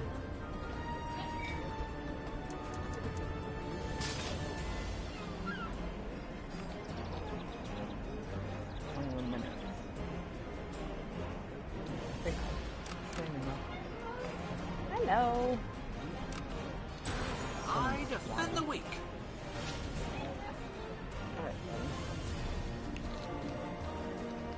I think before we enter the Plague Tower, I think we're going to go and give that orb to Sabella just to get out of the way.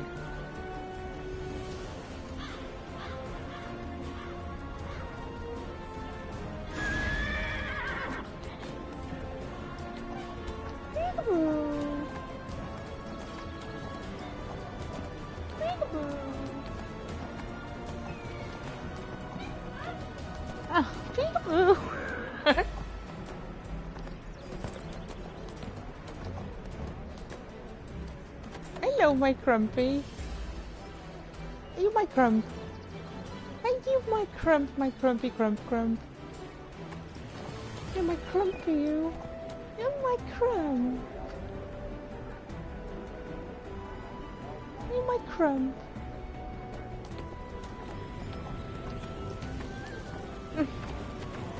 Peekaboo. Love you, crumpy. Oh, you want a treat, do you? Do you want a treat? Is that what you're after? You want a monkey nut? You want a monkey nut? You're giving me looks of anticipation. You'll wait for a monkey nut, aren't you? Here you go. Here, baby, go. There, good boy.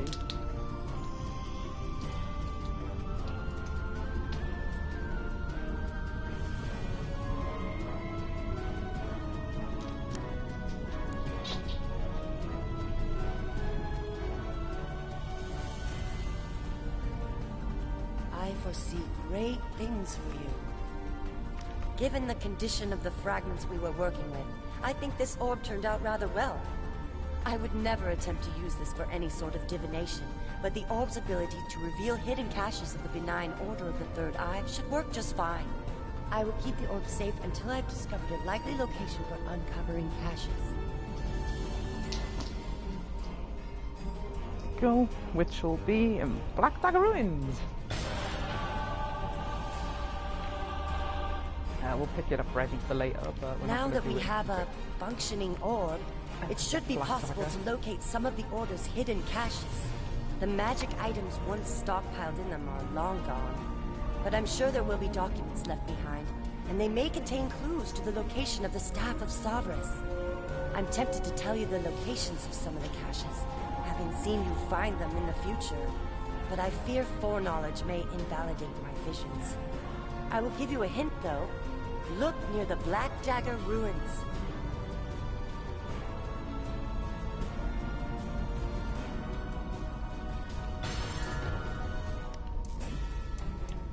this store of hers, you get all these symbols of Sabras by completing the main story campaign. You can actually get enough to buy everything she has to offer. But it's like a lot of people turn around and say, oh, it's pointless getting the globe of the third eye, blah blah blah. It's like, well, if you're just starting out, you haven't got a lot of astral diamonds. I mean, I know you can only get the globe of the third eye up to epic quality, the purple quality, but whereas most of the others tend to go up to mythic.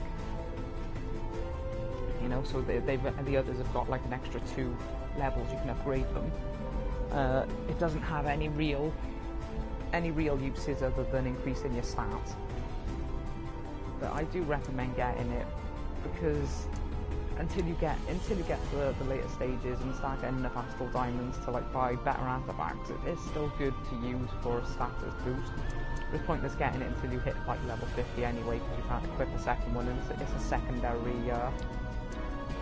secondary artifact. It's got no battle uses.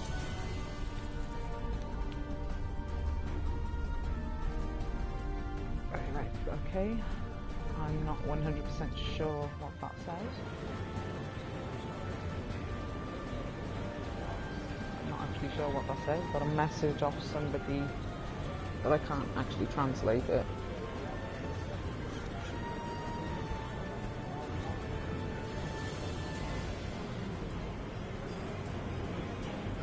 Wait until I look on YouTube and use the Google Translate. I defend the weak. So I do apologise for that if you're asking a question. Then we'll finish up the plague tower and then that'll be it for the day. And then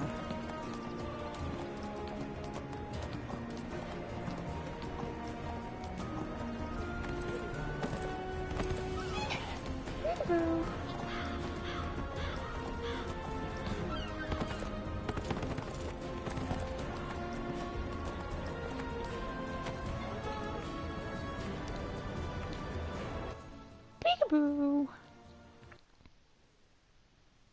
Hello, Crumpy. You want another monkey nut? Do you want another monkey nut? Is that what you're after?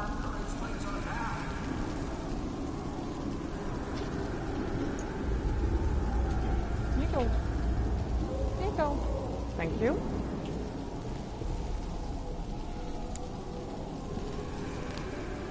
Kills!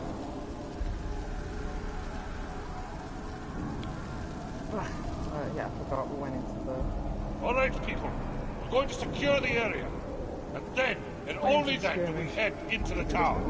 Razad has to know we're coming. And I don't want any surprises. That'll take too long! He knows we're coming, and I won't let the bastard who killed my Dorothea escape. I'm going to try to find another way in. Linkletter! Linkletter, don't separate the team! Damn it, Ultra Night Crew! It's gone. Alright, we're moving in.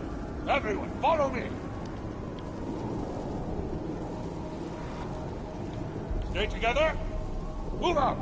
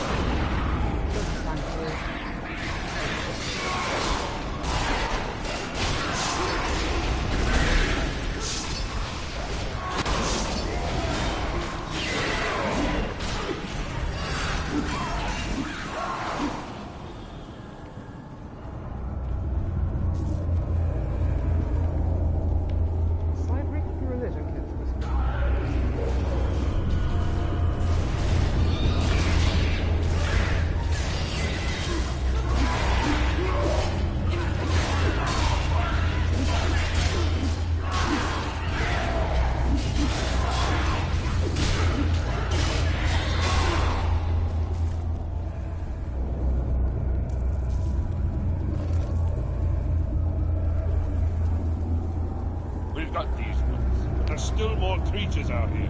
Can't let them escape into the city. But also, we can't leave Linkletter alone in there. Be vigilant. I want you to head into the tower and find Linkletter. Or join you inside after securing the area.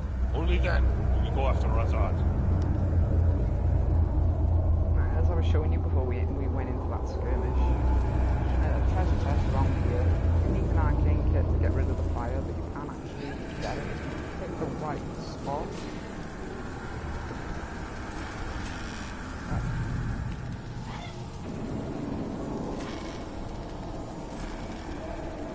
Just got 2 brands to fire with it.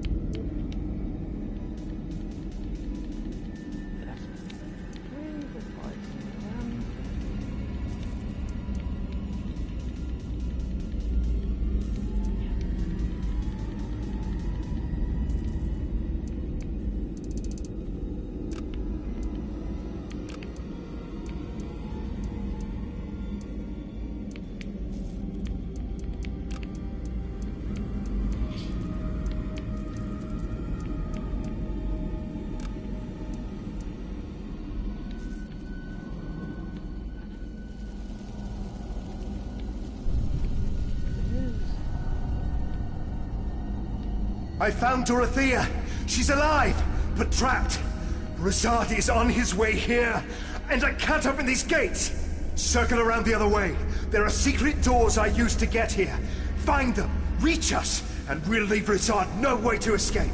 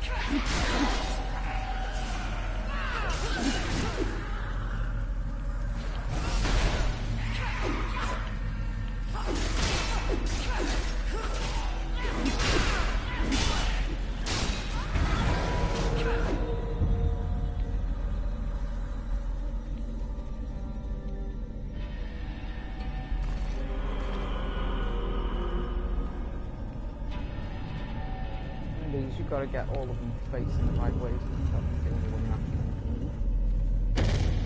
move.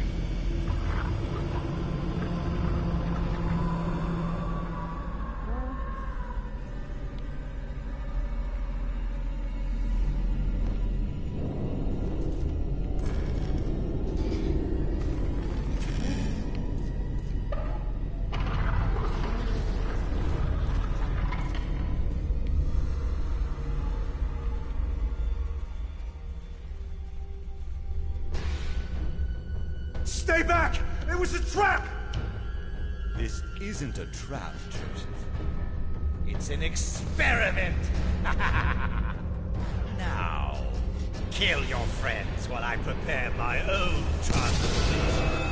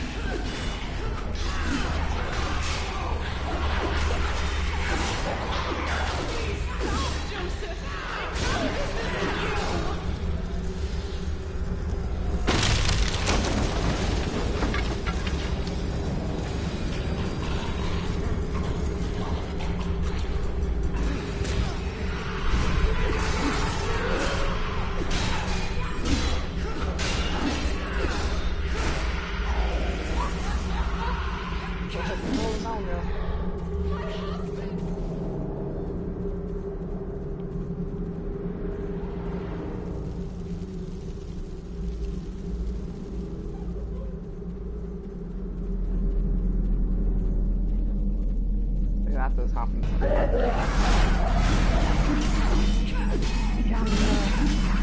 can avoid it by getting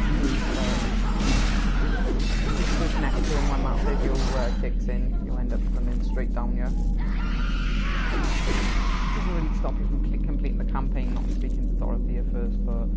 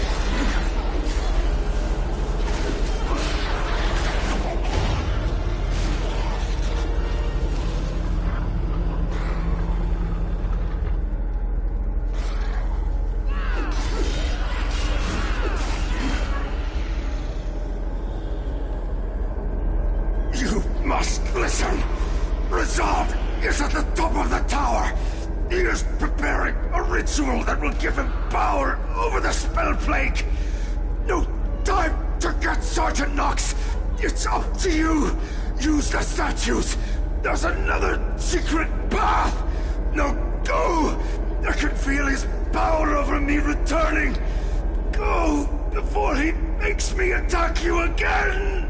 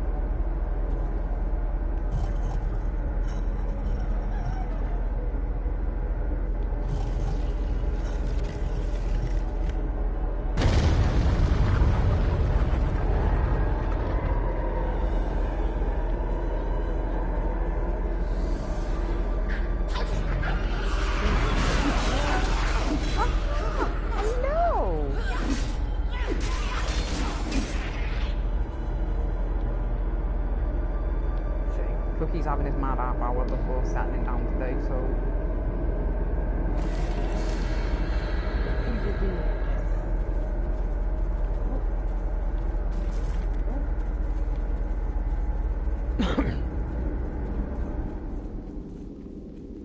He'll be settling down. Go sleepies in a minute, won't you, baby?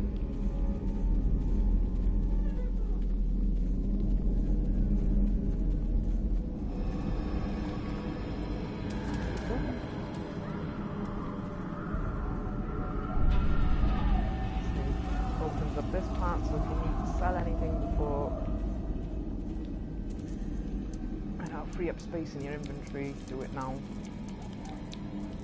We're just about at the end of this now, so...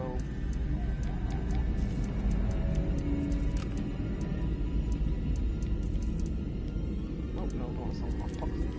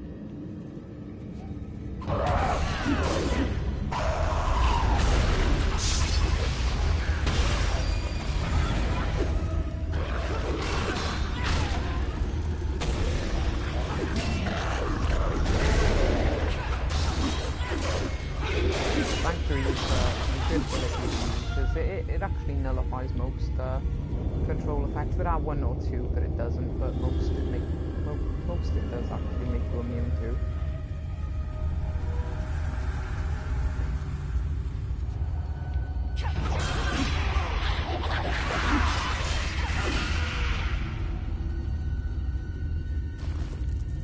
Grab this.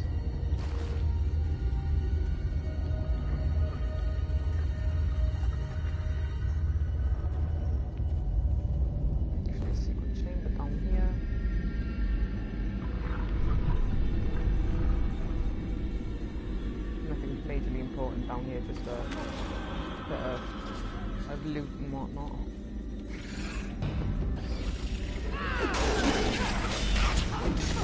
I'm working a lot of professions with I'll be working a lot on my profession, so I always make sure to pick up the kit very often with a lot of professions.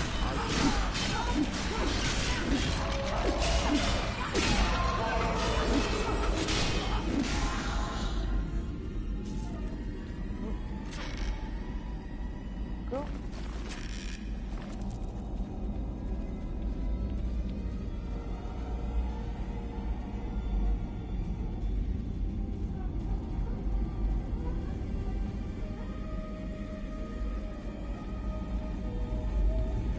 Perfect. Actually, climb the ladder. Pretty fun. Right then, we've got the staff. We need the orb. She's over here. I think it's here. Oh no, this is the maiden's flower. And the orb is up here.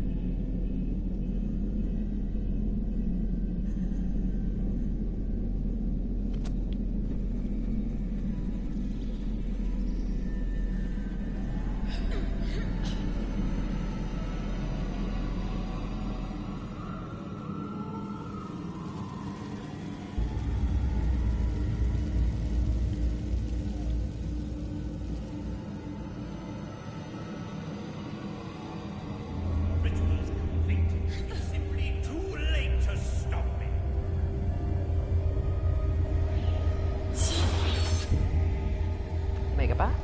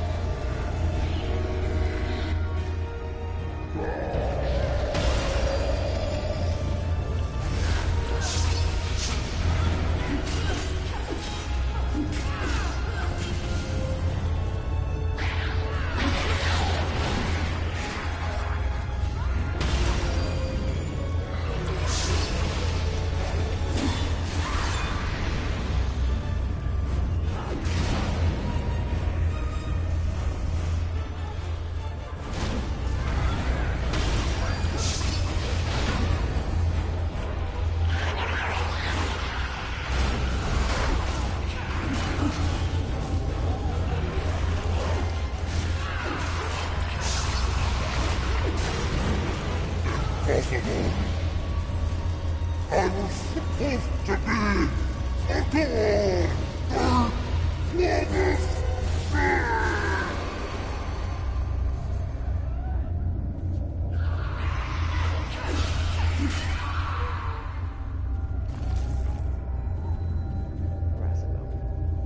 Will definitely come in handy for your professions. Stock up as much as you can because a lot of professions use them.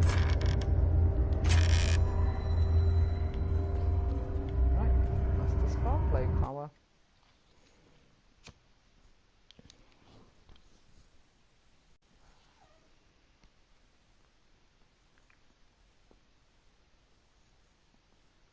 See, I mean, it is literally one of the shortest of the campaigns. It's only like four quests long, but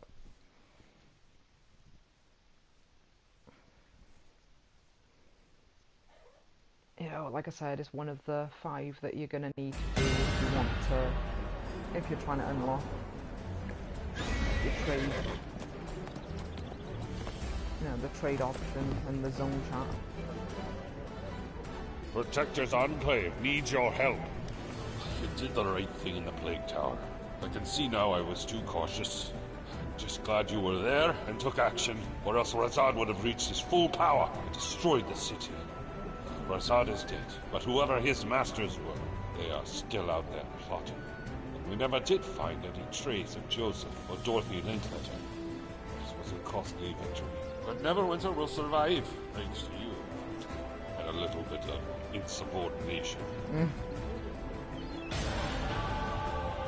Oh, there we go. That's Plague Tower done for this week. So, excuse me. We finished everything we're going to do for the day. I'm streaming for 2 hours now. I've got to go make out the way back to guild and sort out some influence runs on my other character. So, put these on. Let's see. So I'm putting some professions. Next week I'll be doing the next part, the Black Dagger Ruins. We'll be doing Black Dagger Ruins, the artifact, picking up the artifact, and we'll be doing that mission that we just picked up from Sadala as well. So we'll be doing all that in one go next week. So I'll probably be streaming for a little longer than was today, but for now, I hope you found the video helpful. Hope to see you all again next week. Take care.